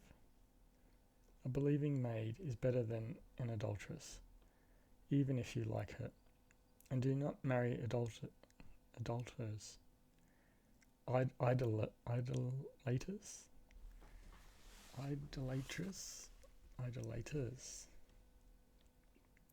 Believing maid is better than idolatress. What? Idolater. Pronounce. How do we say it? Idolater. Idolater. One who worships idols. One who blindly or excessively admires or adores another. So that's like a fan, I guess. A fanatic that follows movie stars and stuff, maybe. A worshipper of idols. One who pays divine honours to images, statues.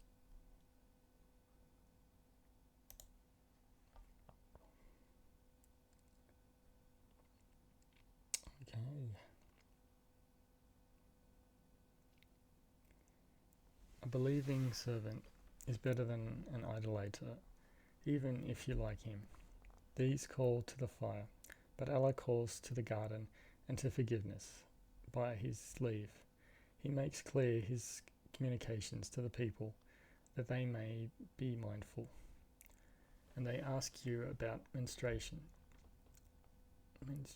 Say it is harmful, so keep away from women during menstruation. What is he a doctor? And do not approach them until they have become pure. Maybe it just means cleaned up. I mean, this is women's business. Telling women what that's, but it's like, well, it is kind of saying, don't be a jerk and keep pestering around. Give space, maybe. Once they have become, I'll just say pure, clean, approach them in the way Allah has directed you. Allah loves the repentant, and He loves those who keep clean. Clean's probably the wrong word too. Do you know what I mean? Just the whole process and your women are cultivation for you. What? So approach your cultivation whenever you like and send ahead for yourselves and fear Allah and know that you will meet Him. And give good news to the believers. Do not allow your oaths in Allah's name to hinder you from virtue and righteousness and making peace between people. Allah is listening and knower. Between people, not men.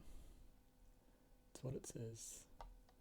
Allah does not hold you responsible for your unintentional oaths, but He holds you responsible for your intentions.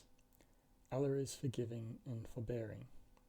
Those who vow abstinence from their wives must wait for 4 months, but if they reconcile, Allah is forgiving and merciful. And if they resolve to divorce, Allah is hearing and knowing. Divorced women shall wait by themselves for 3 months, and it is not lawful for them to conceal what Allah has created in their wombs.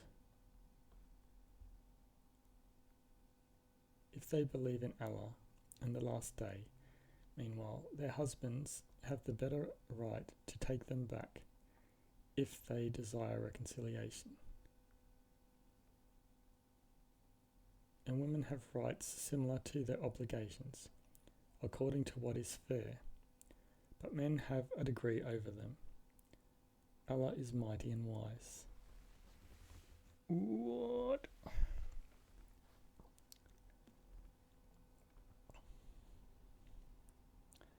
According to what is fair.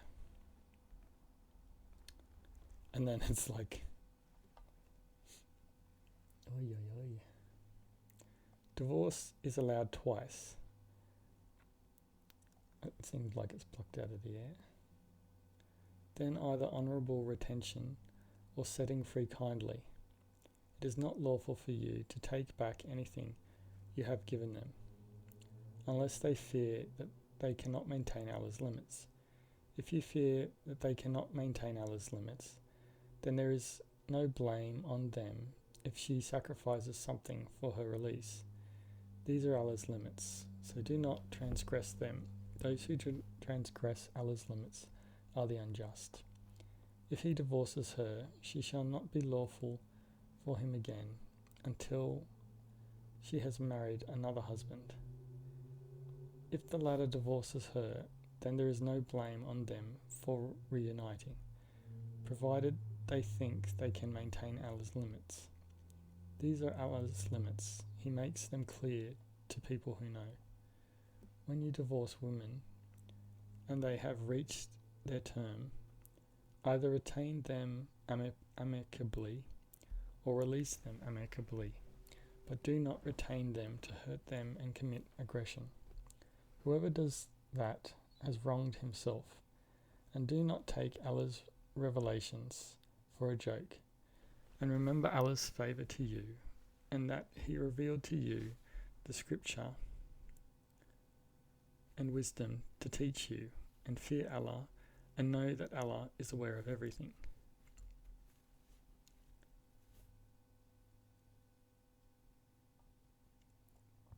So that's basically saying no domestic violence. This is Allah's limits. I mean, it is saying in divorce, cannot maintain.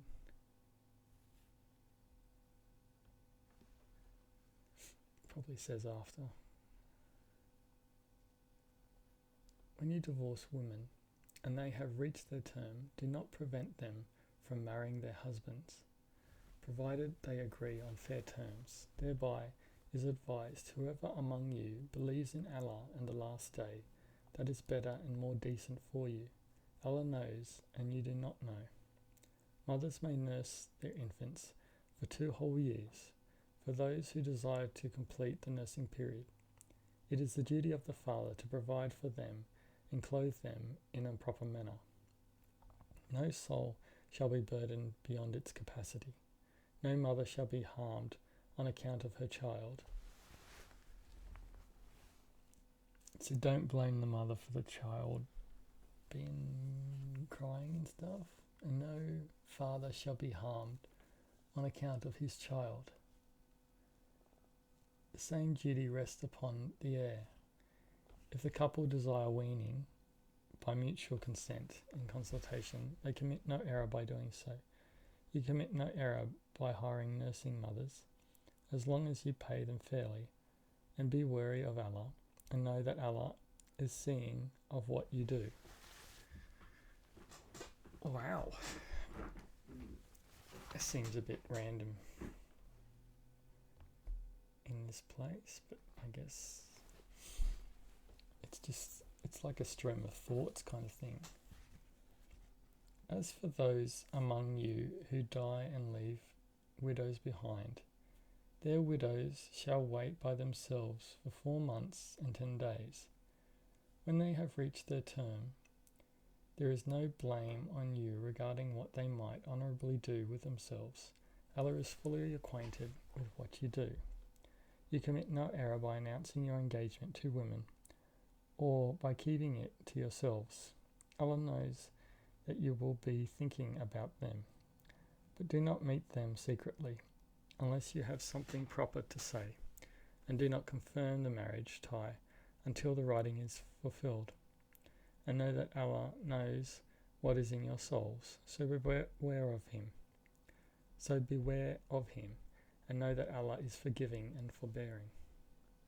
You commit no error by divorcing women before having touched them, or before having set the dowry for them, and compensate them, the wealthy according to his means, the poor concerning to his means, with a fair compensation, a duty upon the doers of good. The doers of good. So it continues.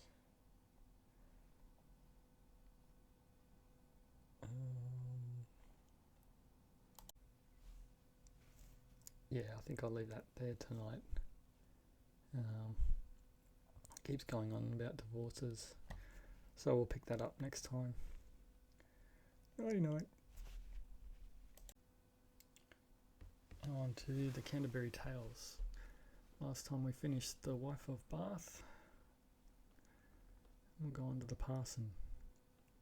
The parson. There was a good man of religion too, a country parson poor, I warrant you, but rich he was in holy thought and work. He was a learned man also, a clerk, who Christ's own gospel truly sought to preach. Devoutly his parishioners would he teach. Benign he was and wondrous diligent, patient in adverse times and well content. As he was oft times proven, always blithe. He was right loath to curse to get a tithe, but rather would he give, in case of doubt, until those poor parishioners about, part of his income, even of his goods, enough with little, coloured all his moods. Wide was his parish, houses far asunder, but never did he fail, for rain or thunder, in sickness or in sin, or any state, to visit to the farthest, small and great, going afoot, and in his hand a stave. This fine example to his flock he gave, that first he wrought, and afterwards he taught, out of the gospel then that text he caught, and this figure he added thereunto, that if gold rust, what shall poor iron do? For if the priest be foul, in whom we trust, what wonder if a layman yield to lust? And shame it is, if priest take thought for keep, a shitty shepherd, shepherding clean sheep. We ought a priest example good to give, by his own cleanliness, how his flock should live. He never let his beneficence, maybe, leaving his flock to flounder in the mire, and ran to London, up to old St. Paul's, to get himself a chantry there for souls, nor in some brotherhood did he withhold, but dwelt at home and kept so well the fold, that never wolf could make his plans miscarry. He was a shepherd and not a mercenary, and holy though he was and virtuous, to sinners he was not impetuous,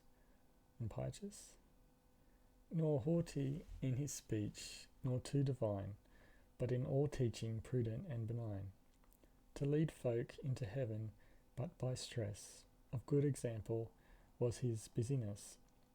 But if some sinful one proved obstinate, be who it might, of high or low estate, him he reproved, and sharply as I know, there is nowhere a better priest, I trow.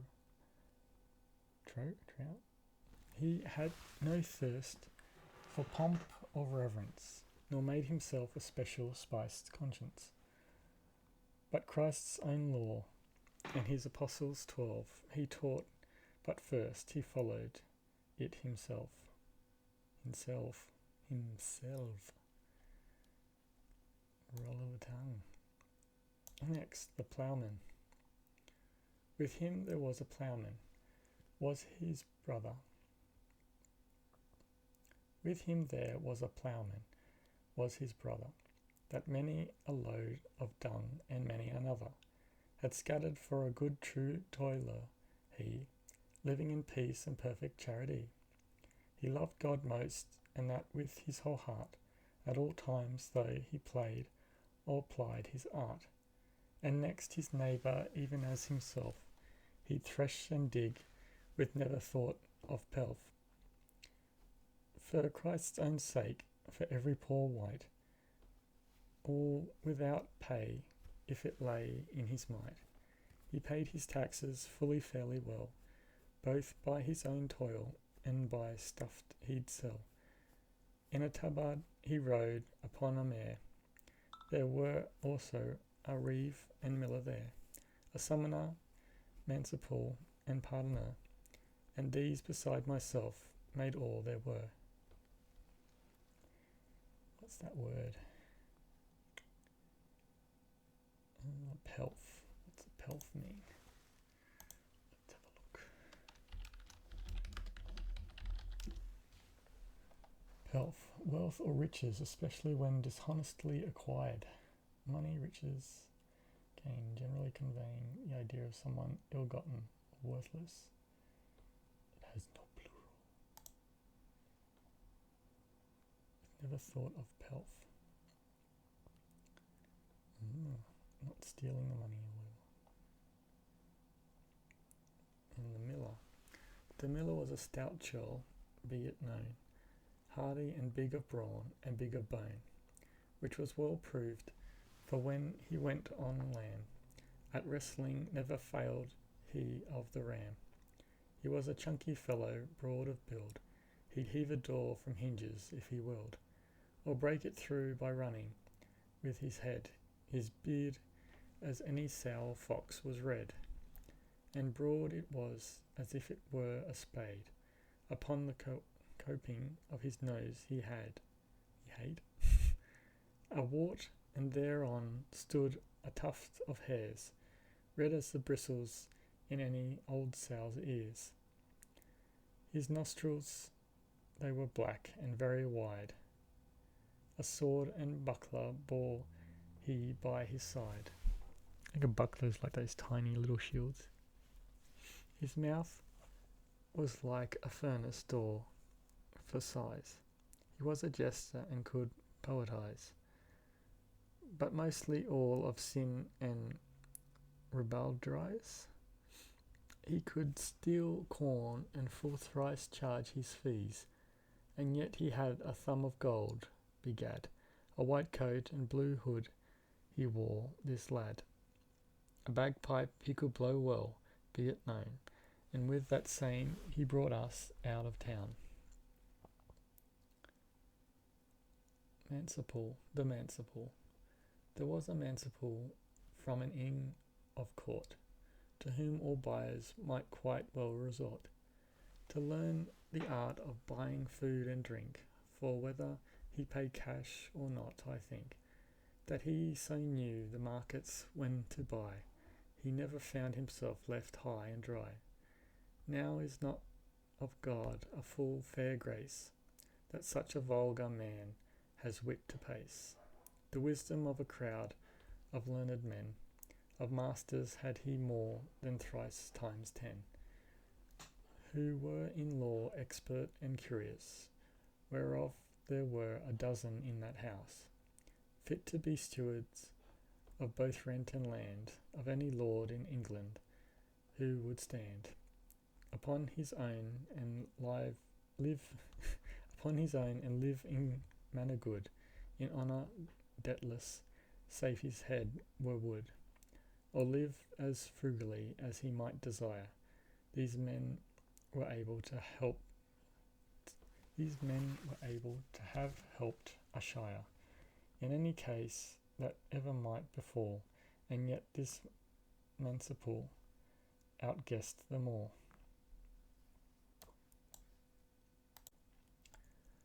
The Reeve. The Reeve, he was a slender, choleric man who shaved his beard as close as razor can. His hair was cut round even with his ears. His top was tonsured like a pulpiteer's. What's a pulpiteer?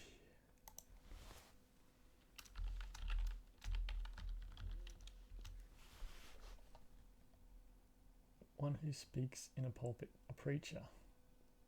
Okay.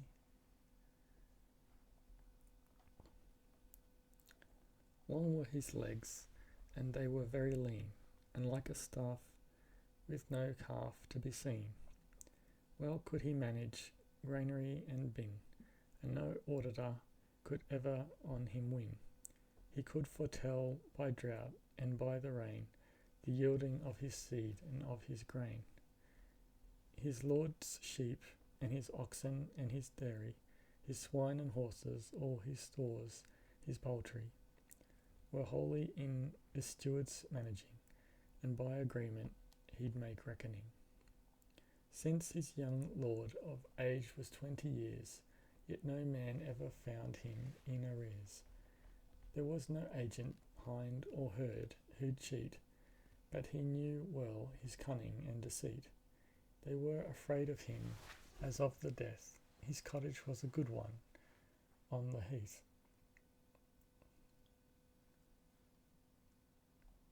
What did they say? Death instead of heath. Instead of death back then. Or was it death and heath instead of heath? By green trees shaded with this dwelling place, much better than his lord could he purchase. Right rich he was in his own private right, seeing he'd pleased his lord by day or night, by giving him or lending of his goods, and so got thanked, but yet got coats and hoods. In youth he'd learned a good trade, and had been a carpenter as fine as could be seen. The steward sat a horse that well could trot, and was all dapple grey, and was named Scott. A long surcoat of blue did he parade, and at his side he bore a rusty blade. Of Norfolk was this Reeve of whom I tell, from near a town that men called Bad Swell. Bundled he was like friar, from chin to croup, and ever he rode hindmost of our troop. Next, the summoner. A summoner was with us in that place, who had a fiery red tubric face. Tubric? It's the baby angel, isn't it? For eczema he had, his eyes were narrow, as hot he was, and lecherous as a sparrow. With black and scabby brows and scanty beard, he had a face that little children feared. There was no mercury, sulphur, or litharge, no borax, Ceres, tartar, could discharge. Let's have a look. Ceres. I'm going to guess that.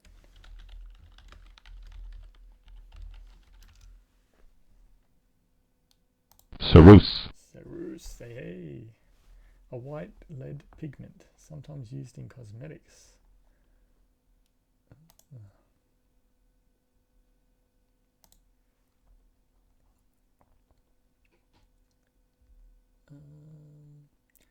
Nor ointment that could cleanse enough or bite to free him of his boils and pimples white, nor of the bosses resting on his cheeks. I don't know what that means. The bosses. Well loved he garlic, onions, and leeks, and drinking of strong wine as red as blood, then would he talk and shout as madmen would. And when a deal of wine he'd poured within, then would he utter no word save Latin. Some phrases had he learned, say 2 or 3, which he had garnered out of some decree.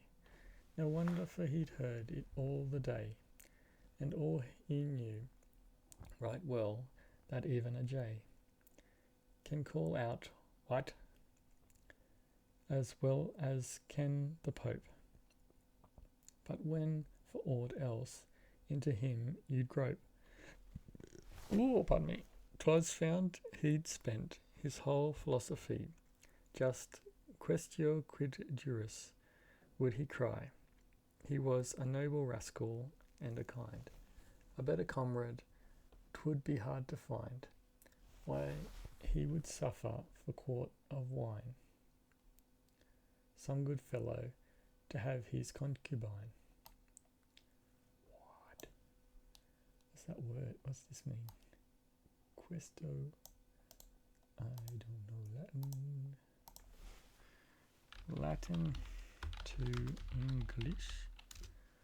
English, please. Just let me translate, please.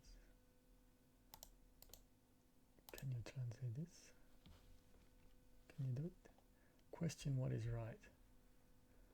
Question what is right. So what did he say?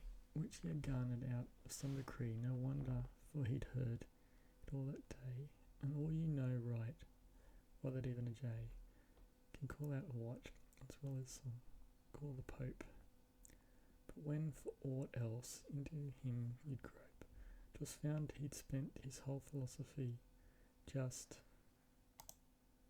question what is right, would he cry.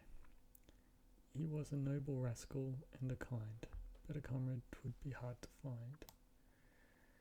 Why, he would suffer for a quart of wine, some good fellow to have his concubine, a 12-month, and excuse him to the full, between ourselves, though he could pluck a gull, a good, and if he chanced upon a good fellow, he would instruct him never to have all. Don't know how that rhymes. Good fellow, have all. It's like that. He's how he talked. In such a case of the archdeacon's curse, except a man's soul lie within his purse. For in his purse the man should punished be. The purse is the archdeacon's hell, said he.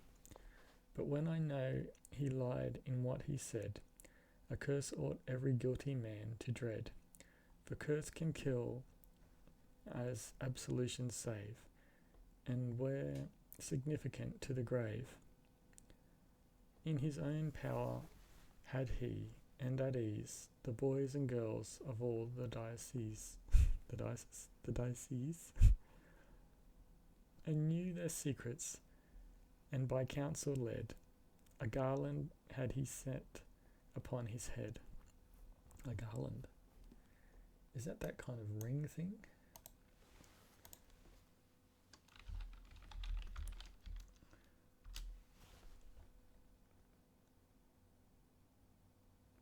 No. Oy. It's kind of like what they had at the Greek Olympics.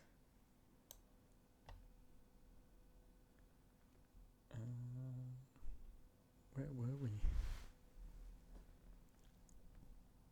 A garland had he set upon his head, large as a tavern's wine, bush on a stake. A buckler had he made of bread they bake. So he's a bit of a character, this one. Was he the summoner? I wonder what that means. Like a chemist or something. Like an alchemist, maybe. Job. Medieval. Define. Will I come up with anything? A medieval summoner was hired by the church to call out those who had sinned or committed spiritual crimes. Summoners were often of the lower class. During medieval times, a summoner would approach a person accused of committing crimes or sins and deliver a summons.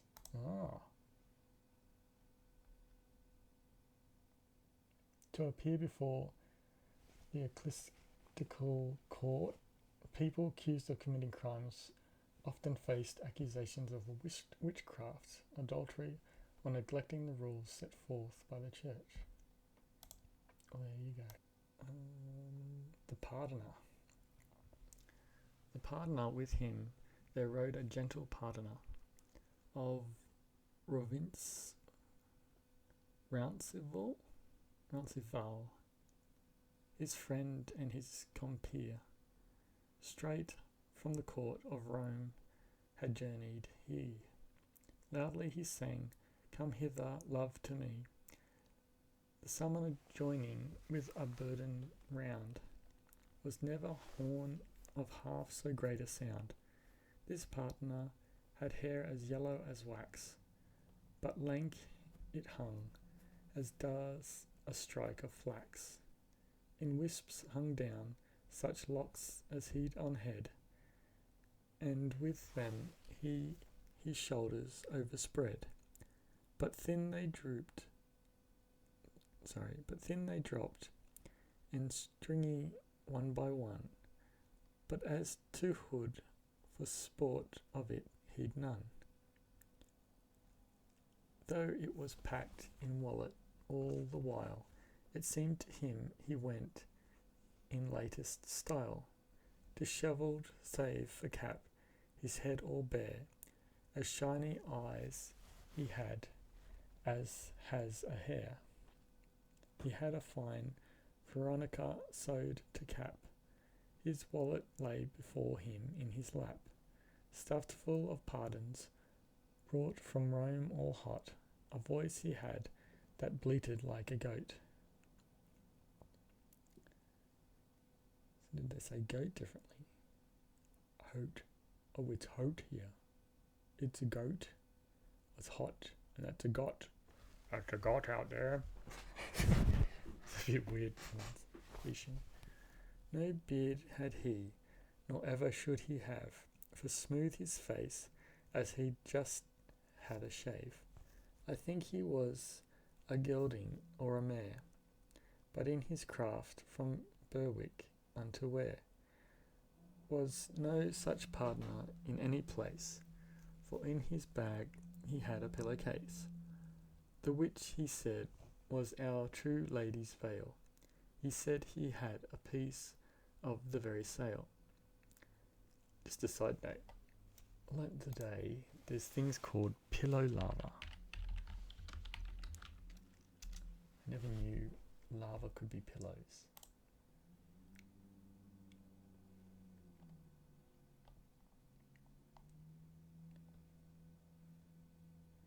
So these are pillow lavas. Anyway, the randomness. Back to where we were. Where were we? He had a goat, shaved head, mare.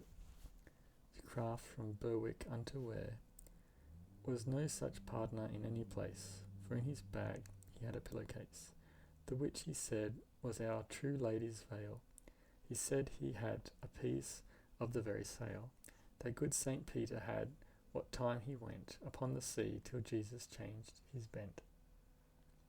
He had a lantern cross set full of stones, and in a bottle had he some pig's bones. But with these relics, when he came upon some simple parson than this paragon, in that one day more money stood to gain than the poor dupe in 2 months could attain, and thus with flattery and such like japes, he made the parson and the rest his apes. But yet, to tell the whole truth at the last, he was in church a fine ecclesiast, well could he read a lesson or a story, but best of all he sang an offertory. For well he knew that when that song was sung, then might he preach, and all with polished tongue, to win some silver, as he right well could. Therefore he sang so merrily and so loud. Ulud, loud, cowed, as he right well cowed. Where's that kind of accent? And there's a prologue. How long's the prologue? I think we might leave it there. That prologue's huge. Oh my god. Oh my god, it's too long. Yep, that's for next time. Oh well.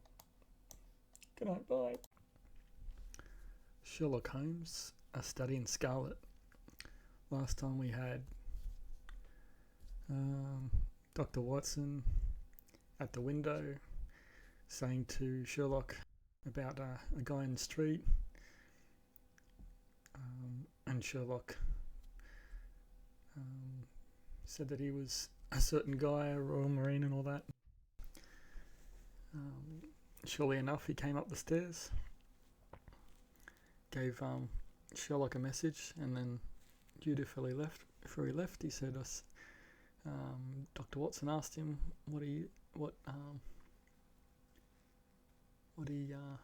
what's his position. He said, he's a sergeant, sir, Royal Marine Light Infantry, sir. No answer. Right, sir. He clicked his heels together, raised his hand in a salute, and was gone. Now for chapter 3. The Lauriston Garden Mystery. I confess that I was considerably startled by this fresh proof of the practical nature of my companion's theories. My respect for his powers of analysis increased wondrously. There still remained some lurking suspicion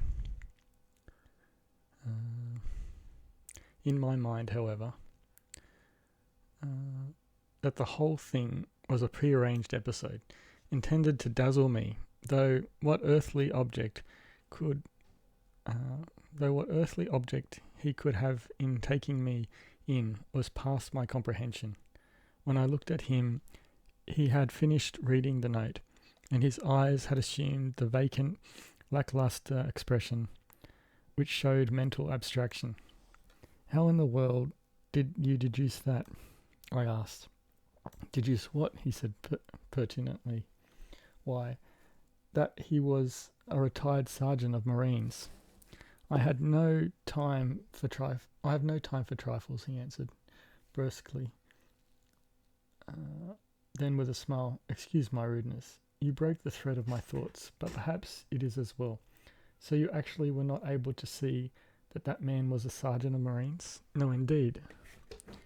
It was easier to know it than to explain why I knew it. If you were to ask to prove that 2 and 2 made 4, you might find some difficulty, and yet you are quite sure of the fact. Even across the street, I could see a great blue anchor tattooed on the back of the fellow's hand. That smacked of the sea. He had a military carriage, however, the regulation side whiskers. There we have the Marine. He was a man with some amount of importance and a certain air of command. You must have observed the way in which he held his head and swung his cane. A steady, respectable middle-aged man, too. Not on the face of him, all facts which led me to believe that he had been a sergeant. Wonderful, I ejaculated. Commonplace, said Holmes, though I thought from his expression that he was pleased at my evident surprise and admiration. I said just now that there were no criminals. It appears that I am wrong. Look at this. He threw me over the note which the commissionaire had brought. Why, I cried, as I cast my eye over it. This is terrible. It does seem to be a little out of the common, he remarked calmly, Would you mind reading it to me aloud? This is the letter which I read to him. My dear Mr. Sherlock Holmes, there has been a bad business during the night at 3 Lauriston Gardens, of the Brixton Road. Our man had the beat saw alight. There were about 2 in the morning, and as the house was an empty one, suspected that something was amiss. He found the door open, and in the front room, which is bare of furniture, discovered the body of a gentleman, well dressed, and having cards in his pocket, bearing the name of Enoch J. Drebber, Cleveland, Ohio, USA. There had been no robbery, nor is there any evidence as to how the man met his death. There are marks of blood in the room, but there is no wound upon his person. We are at a loss as to how he came into the empty house. Indeed, the whole affair is a puzzler. If you can come round to the house any time before 12, you will find me there. I have left everything in statu quo until I hear from you. If you are unable to come, I shall give you fuller details, and would esteem it a great kindness if you would favour me with your opinion. Yours faithfully, Tobias Gregson. Good old Greggy. Gregson is the smartest of the Scotland Yarders, my friend remarked. He and Lestrade are the pick of a bad lot. They are both quick and energetic, but conventional, shockingly so. They have their knives into one another too. They are as jealous as a pair of professional beauties. There will be some fun over this case if they are both put upon the scent. I was amazed at the calm way in which he rippled on. Surely there is not a moment to be lost, I cried. Shall I go and order you a cab?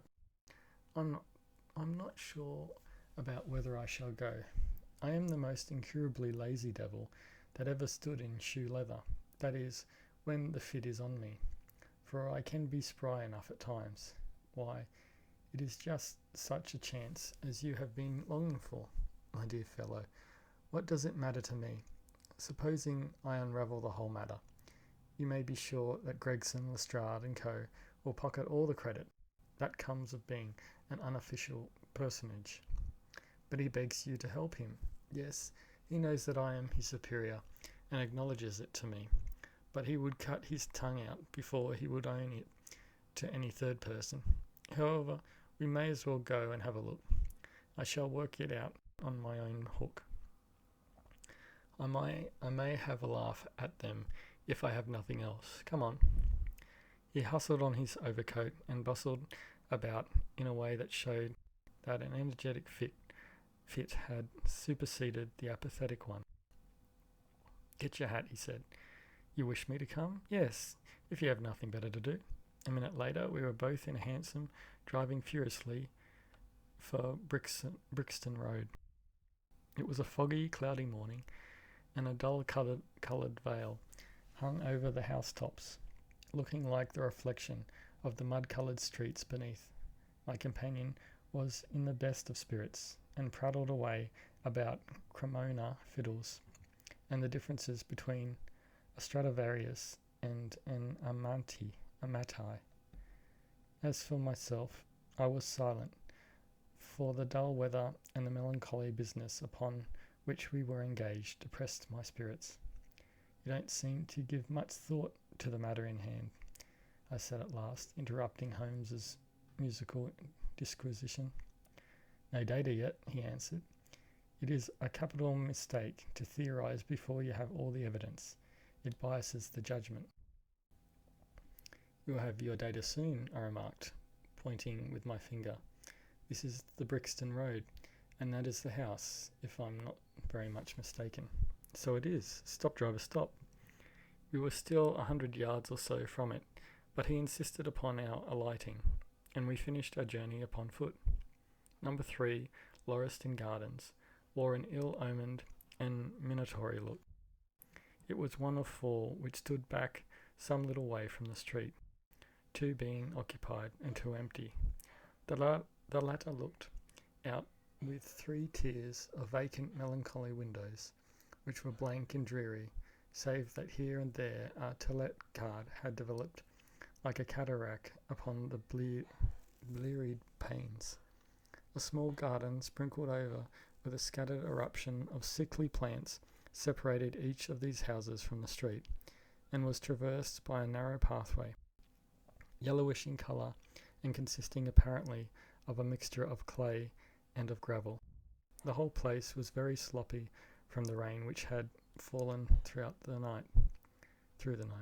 The garden was bounded by a 3-foot brick wall with a fringe of wood rails upon the top, and against this wall was leaning a stalwart police constable, surrounded by a small knot of loafers, who craned their necks and strained their eyes in the vain hope of catching some glimpse of the proceedings within.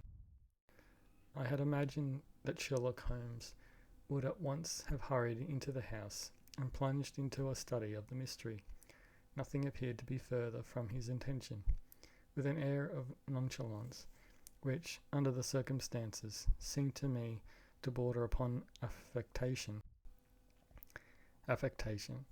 he lounged up and down the pavement and gazed vacantly at the ground, the sky, the opposite houses, and the line of railings. Having finished his scrutiny, he proceeded slowly down the path, or rather down the fringe of grass which flanked the path, keeping his eyes riveted upon the ground. Twice he stopped, and once I saw him smile, and heard him utter an exclamation of satisfaction. There were many marks of footsteps upon the wet, clayey soil, but since the police had been coming and going over it, I was unable to see how my companion could hope to learn anything from it. Still, I had had such extraordinary evidence of the quickness of his perceptive faculties that I had no doubt that he could see a great deal which was hidden from me. At the door of the house, we were met by a tall, white-faced, flaxen-haired man, with a notebook in his hand. He rushed forward and wrung my companion's hand with effusion. "It is indeed kind of you to come," he said. I have had everything left untouched." "Except that," my friend answered, pointing at the pathway. "If a herd of buffaloes had passed along, there could not be a greater mess. No doubt, however, you had drawn your own conclusions, Gregson, before you permitted this?" "I have had so much to do inside the house," the detective said evasively. "My colleague, Mr. Lestrade, is here. I had relied upon him to look after this." Holmes glanced at me and raised his eyebrows sardonically. "With 2 such men as yourself and Lestrade upon the ground, there will not be much for a third party to find out," he said. Gregson rubbed his hands in a self-satisfied way. "I think we have done all that can be done," he answered. "It's a queer case, though, and I knew your taste for such things." "You did not come here in a cab?" asked Sherlock Holmes. "No, sir." "Nor Lestrade?" "No, sir." "And let us go and look at the room." With which inconsequent remark,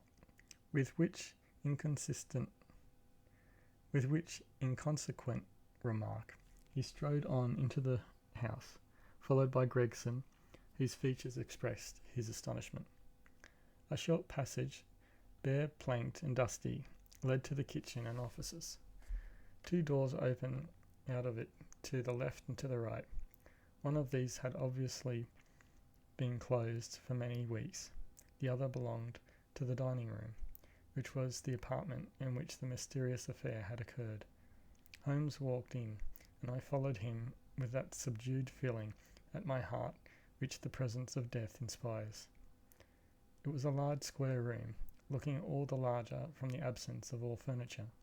A vulgar flaring paper adorned the wall, but it was blotched in places with mildew, and here and there great strips had become detached and hung down, exposing the yellow plaster beneath. Opposite the door was a showy fireplace, surmounted by a mantelpiece of imitation white marble. On one corner of this was stuck the stump of a red wax candle. The solitary window was so dirty that the light was hazy and uncertain, giving a dull grey tinge to everything, which was intensified by the thick layer of dust which coated the whole apartment. All these details I observed afterwards. At present my attention was centred upon the single grim, motionless figure which lay stretched upon the boards, with vacant, sightless eyes, staring up at the discoloured ceiling. It was that of a man about 43 or 44 years of age, middle-sized, broad-shouldered, with crisp curling black hair and a short stubbly beard. He was dressed in a heavy broadcloth frock coat and waistcoat, with light-coloured trousers and immaculate collar and cuffs. A top hat, well brushed and trim, was placed upon the floor beside him. His hands were clenched and his arms thrown abroad, while his lower limbs were interlocked as though his death struggle had been a grievous one. On his rigid face there stood an expression of horror, and as it seemed to me, of hatred, such as I have never seen upon human features. This malignant and terrible contortion, combined with the low forehead, blunt nose, and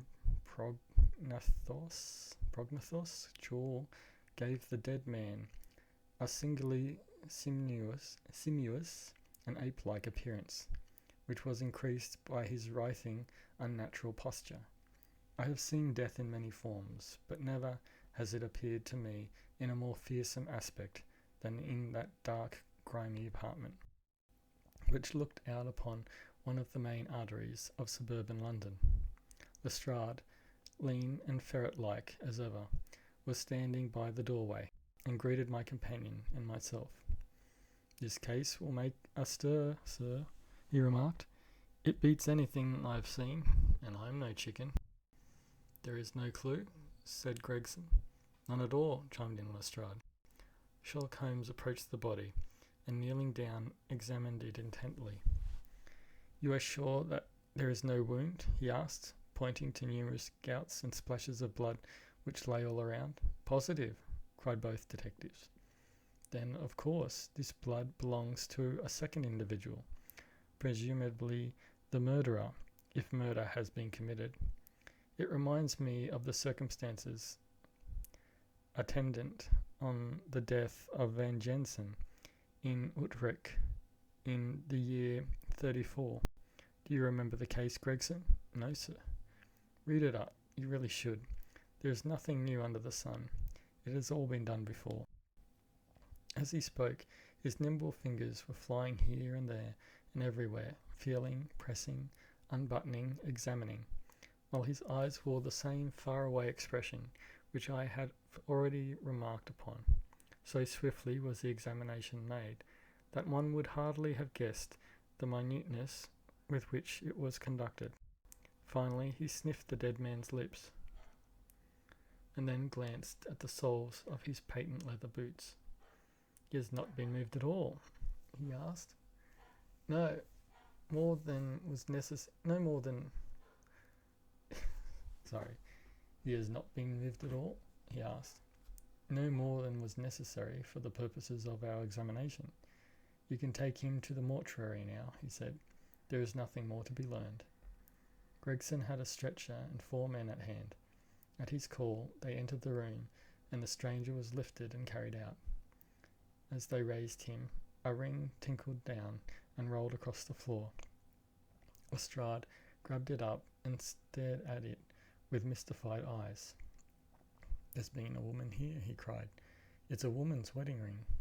He held it out as he spoke.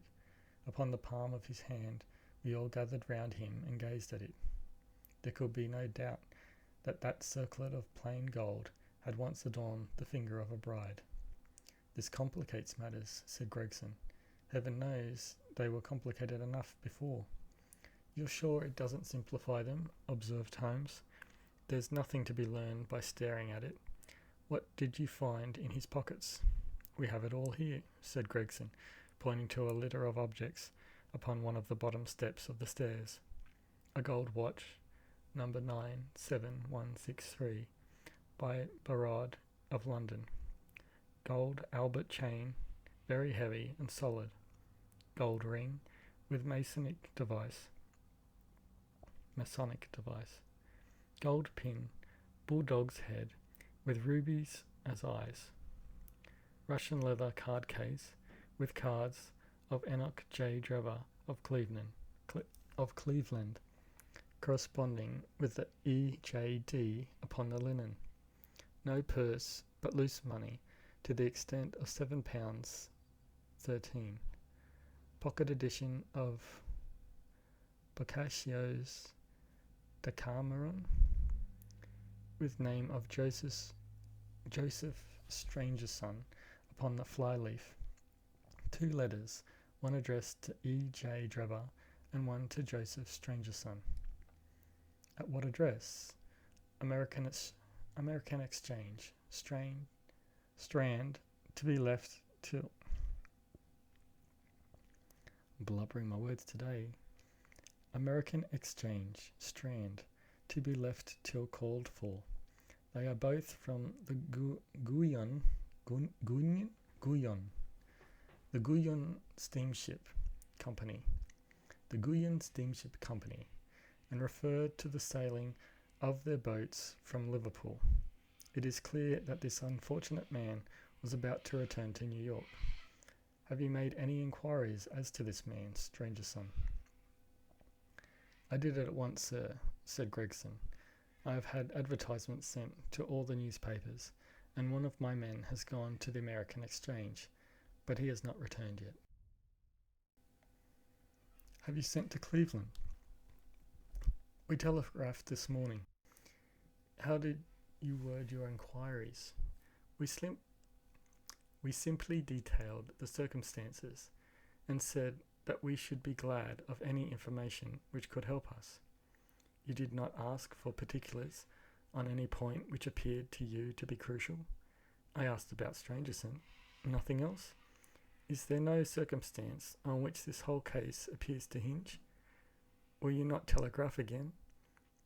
I have said all I have to say, said Gregson, in an offended voice. Sherlock Holmes chuckled to himself, and appeared to be about to make some remark, when Lestrade, who had been in the front room while we were holding this conversation in the hall, reappeared upon the scene, rubbing his hands in a pompous and self-satisfied manner. Mr. Gregson, he said, I have just made a discovery of the highest importance, and one which would have been overlooked had I not made a careful examination of the walls. The little man's eyes sparkled as he spoke, and he was evidently in a state of suppressed exultation at having scored a point against his colleague. Come here, he said, bustling back into the room, the atmosphere of which felt clearer since the removal of its ghastly inmate. Now stand there. He struck a match on his boot and held it up against the wall. Look at that, he said triumphantly. I have remarked that the paper had fallen away in parts.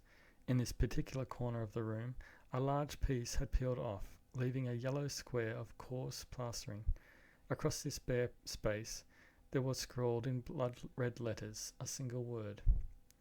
Rush. Rushy. What do you think of that? Cried the detective, with the air of a showman exhibiting his show. This was overlooked because it was in the darkest corner of the room, and no one thought of looking there. The murderer has written it with his or her own blood. See, this smear where it has trickled down the wall? That disposes of the idea of suicide anyhow. Why was that corner chosen to write it on? I will tell you. See that candle on the mantelpiece? It was lit at the time. And if it was lit, this corner would be the brightest instead of the darkest portion of the wall. And what does it mean now that you have found it? Asked Gregson, in a depreciatory voice. Mean? Why, it means that the writer was going to put the female name Rachel, but was disturbed before he or she had time to finish. You mark my words, when this case comes to be cleared up, you will find that a woman named Rachel has something to do with it. It's all very well for you to laugh, Mr. Sherlock Holmes. You may be very smart and clever, but the old hound is the best, when all is said and done. I really beg your pardon, said my companion, who had ruffled the little man's temper by bursting into an explosion of laughter. You certainly have the credit of being the first of us to find this out, and, as you say, it bears every mark of having been written by the other participant in last night's mystery. I have not had time to examine this room yet, but with your permission I shall do so now. As he spoke, he whipped a tape measure and a large round magnifying glass from his pocket. With these two implements, he trotted noiselessly about the room, sometimes stopping, occasionally kneeling, and once lying flat upon his face.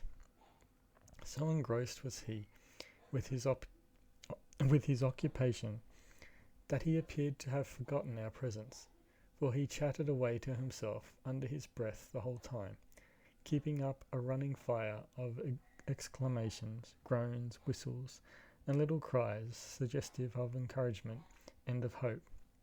As I watched him, I was irresistibly reminded of a pure-blooded, well-trained foxhound as it dashes backwards and forwards through the covert, whining in its eagerness until it comes across the lost scent. For 20 minutes or more he continued his researches, measuring with the most exact care the distance between marks which were entirely invisible to me, and occasionally applying his tape to the walls in an equally incomprehensible manner. In one place he gathered up very carefully a little pile of grey dust from the floor and packed it away in an envelope. Finally he examined with his glass the word upon the wall, going over every letter of it with the most minute exactness. This done, he appeared to be satisfied, for he replaced his tape and his glass in his pocket. They say that genius is an infinite capacity for taking pains, he remarked with a smile. It's a very bad definition, but it does apply to detective work. Gregson and Lestrade had watched the manoeuvres and their amateur companion with considerable curiosity and some contempt. They evidently failed to appreciate the fact, which I had begun to realize, that Sherlock Holmes's smallest actions were all directed towards some definite and practical end. What do you think of it, sir? They both asked. It would be robbing you of the credit of the case if I was to presume to help you, remarked my friend. You are doing so well now that it would be a pity for anyone to interfere. There was a word of sarcasm in his voice as he spoke. If you will let me know how your investigations go, he continued, I shall be happy to give you any help I can.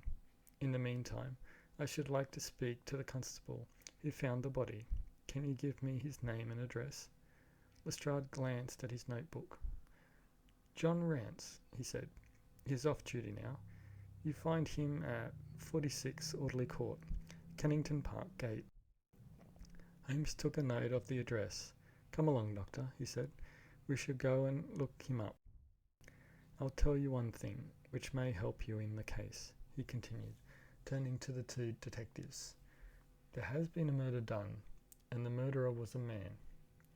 He was more than 6 feet high, was in the prime of life, had small feet for his height, wore coarse, square-toed boots, and smoked a Trichinopoly cigar.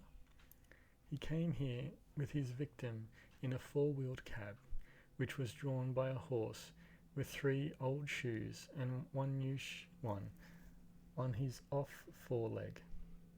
In all probability, the murderer had a florid face, and the fingernails of his right hand were remarkably long.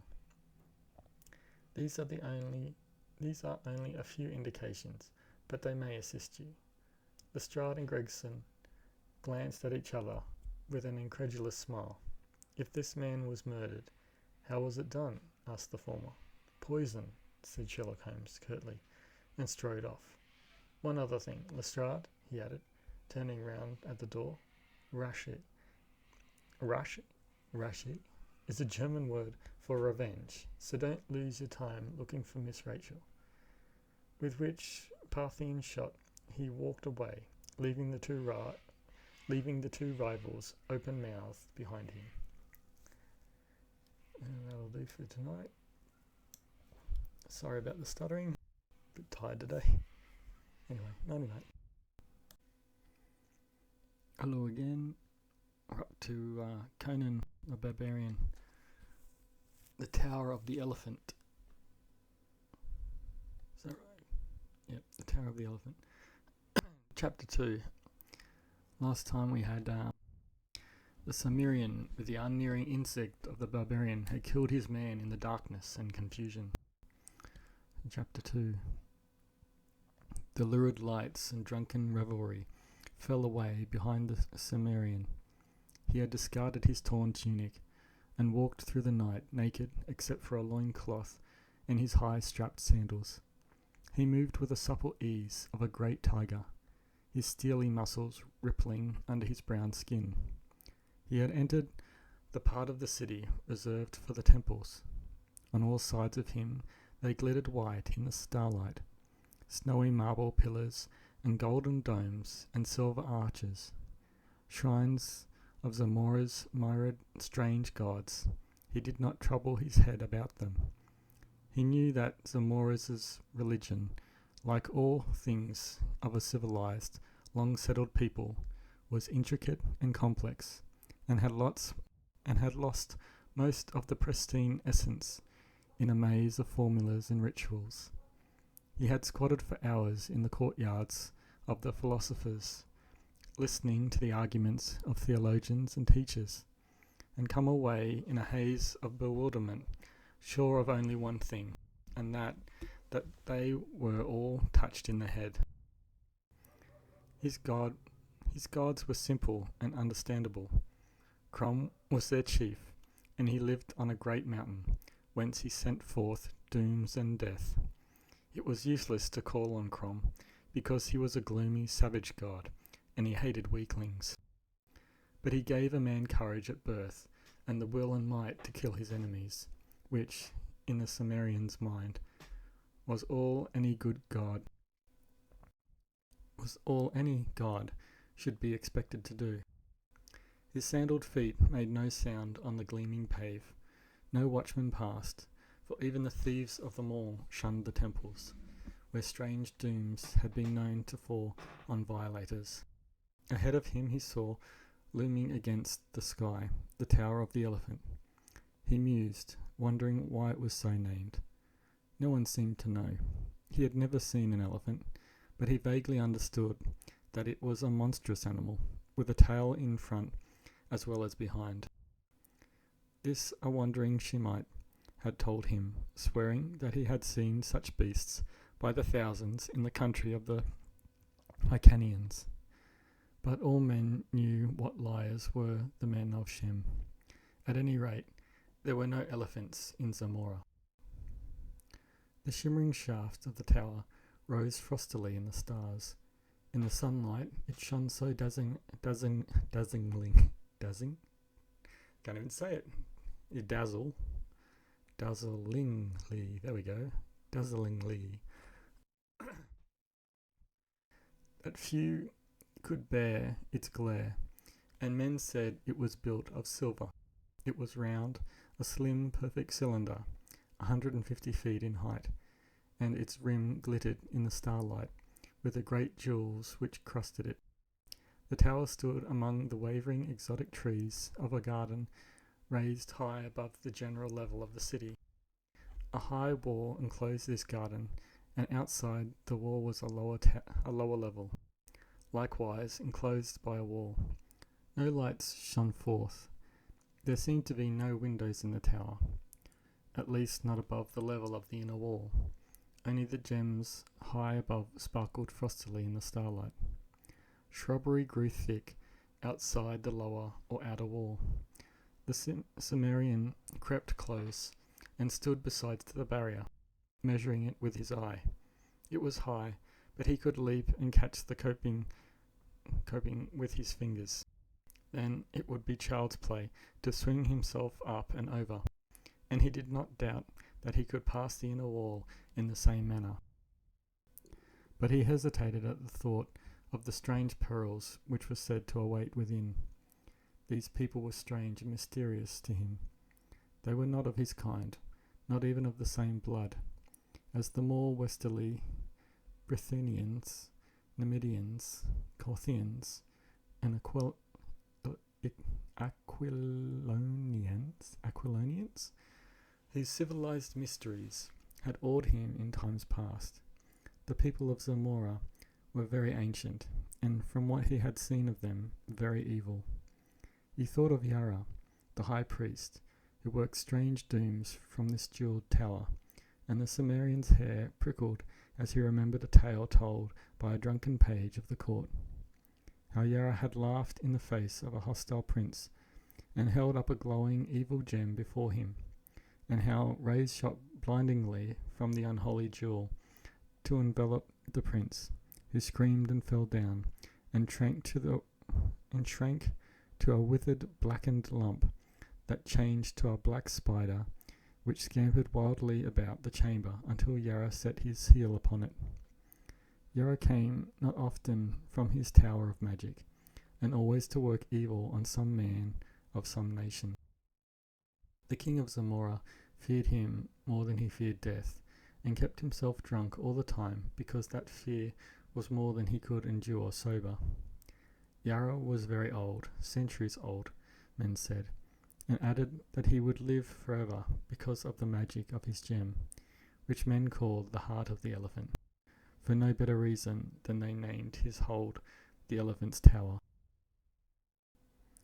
The Cimmerian, engrossed in these thoughts, shrank quickly against the wall. Within the garden, someone was passing, who walked with a measured stride. The listener heard the clink of steel, so, after a guard did pace those gardens, the Cimmerian waited, expected to hear him pass again on the next round, but silence rested over the mysterious gardens. At last, curiosity overcame him. Leaping lightly, he grasped the wall and swung himself up to the top with one arm. Lying flat on the broad coping, he looked down into the wide space between the walls. No shrubbery grew near him, though he saw some carefully trimmed bushes near the inner wall. The starlight fell on the even sward, and somewhere a fountain tinkled. The Cimmerian cautiously lowered himself down on the inside and drew his sword, staring about him. He was shaken by the nervousness of the wild at standing thus unprotected in the naked starlight, and he moved lightly around the curve of the wall, hugging its shadow until he was even with the shrubbery he had noticed. Then he ran quickly toward it, crouching low and almost tripped over a form that lay crumpled near the edges of the bushes.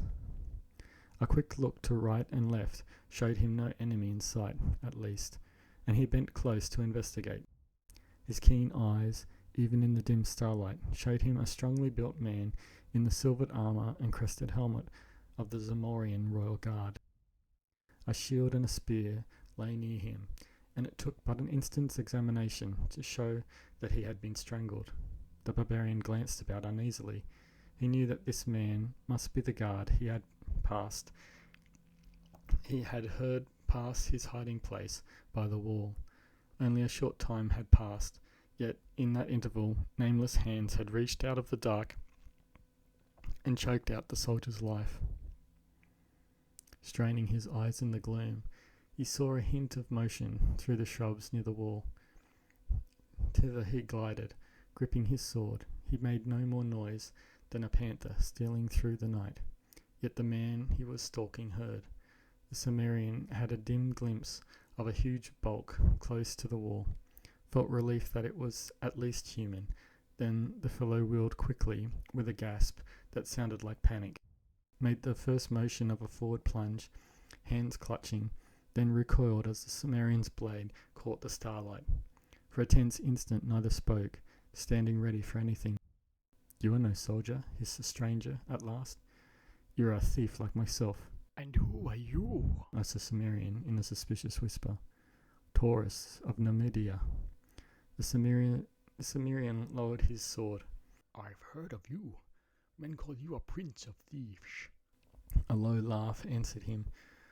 Taurus was tall as the Cimmerian, and heavier. He was big-bellied and fat, but his every movement betokened a subtle dynamic magnetism, which was reflected in the keen eyes that glinted vitally, even in the starlight. He was barefooted and carried a coil of what looked like a thin, strong rope, knotted at regular intervals. "Who are you?" he whispered. Conan, a Cimmerian, answered the other. I came seeking a way to steal the Irish jewel that men call the elephant's heart. Conan sensed the man's great belly shaking in laughter, but it was not derisive. By Bel, god of thieves, hissed Taurus, I had thought only myself had courage to attempt that poaching. These Zamorians call themselves thieves. Bah! Conan, I like your grit. I never shared an adventure with anyone, but by Bel, we'll attempt this together if you're willing. Then you are after the gem too? What else? I've had my plans laid for months, but you, I think, have acted on a sudden impulse, my friend. You killed the soldier? Of course. I slid over the wall when he was on the other side of the garden. I hid in the bushes. He heard me, or thought he heard something. When he came blundering over, it was no trick at all to get behind him and suddenly grip his neck and choke out his fool's life. He was like most men, half blind in the dark. A good thief should have eyes like a cat. You made one mistake, said Conan. Taurus's eyes flashed angrily. I? A mistake? Impossible. You should have dragged the bodies into the bushes, said the novice to the master of the art. They will not change the guard until past midnight. Should any come searching for him now and find his body, they would flee at once to Yarra, bellowing the news, and give us time to escape. Were they not to find it, they'd go beating up the bushes and catch us like rats in a trap. You are right, agreed Conan. So, now attend. We waste time in this cursed discussion. There are no guards in the inner garden. Human guards, I mean, though there are sentinels even more deadly. It was their presence which baffled me for so long, but I finally discovered a way to circumvent them. What of the soldiers in the lower part of the tower? Old Yarra dwells in the chambers above, but that route we will come and go, I hope. Never mind asking me how. I have arranged a way. We'll steal down through the top of the tower and strangle old Yarra before he can cast any of his accursed spells on us. At least we'll try. It's the chance of being turned into a spider or a toad against the wealth and power of the world. All good thieves must know how to take risks. I'll go as far as any man, said Conan, slipping off his sandals. Then follow me. And turning, Taurus leapt up, caught the wall and drew himself up. The man's suppleness was amazing, considering his bulk. He seemed almost to glide up over the edge of the coping.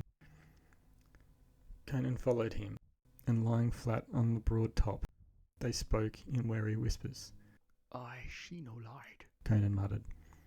The lower part of the tower seemed much like the portion visible from outside the garden, a perfect gleaming cylinder with no apparent openings. There are clearly constructed doors and windows, answered Taurus, but they are closed. The soldiers breathe air that comes from above. The garden was a vague pool of shadows, where feathery bushes and low spreading trees waved darkly in the starlight. Conan's weary soul felt the aura of waiting menace that brooded over it. He felt the burning glare of unseen eyes, and he caught a subtle scent that made the short hairs on his neck instinctively bristle as a haunting dog bristles at the scent of an ancient enemy. Follow me, whispered Taurus. Keep behind me, as you value your life. And I'll leave it there tonight. Thanks for listening. See you next time. Bye.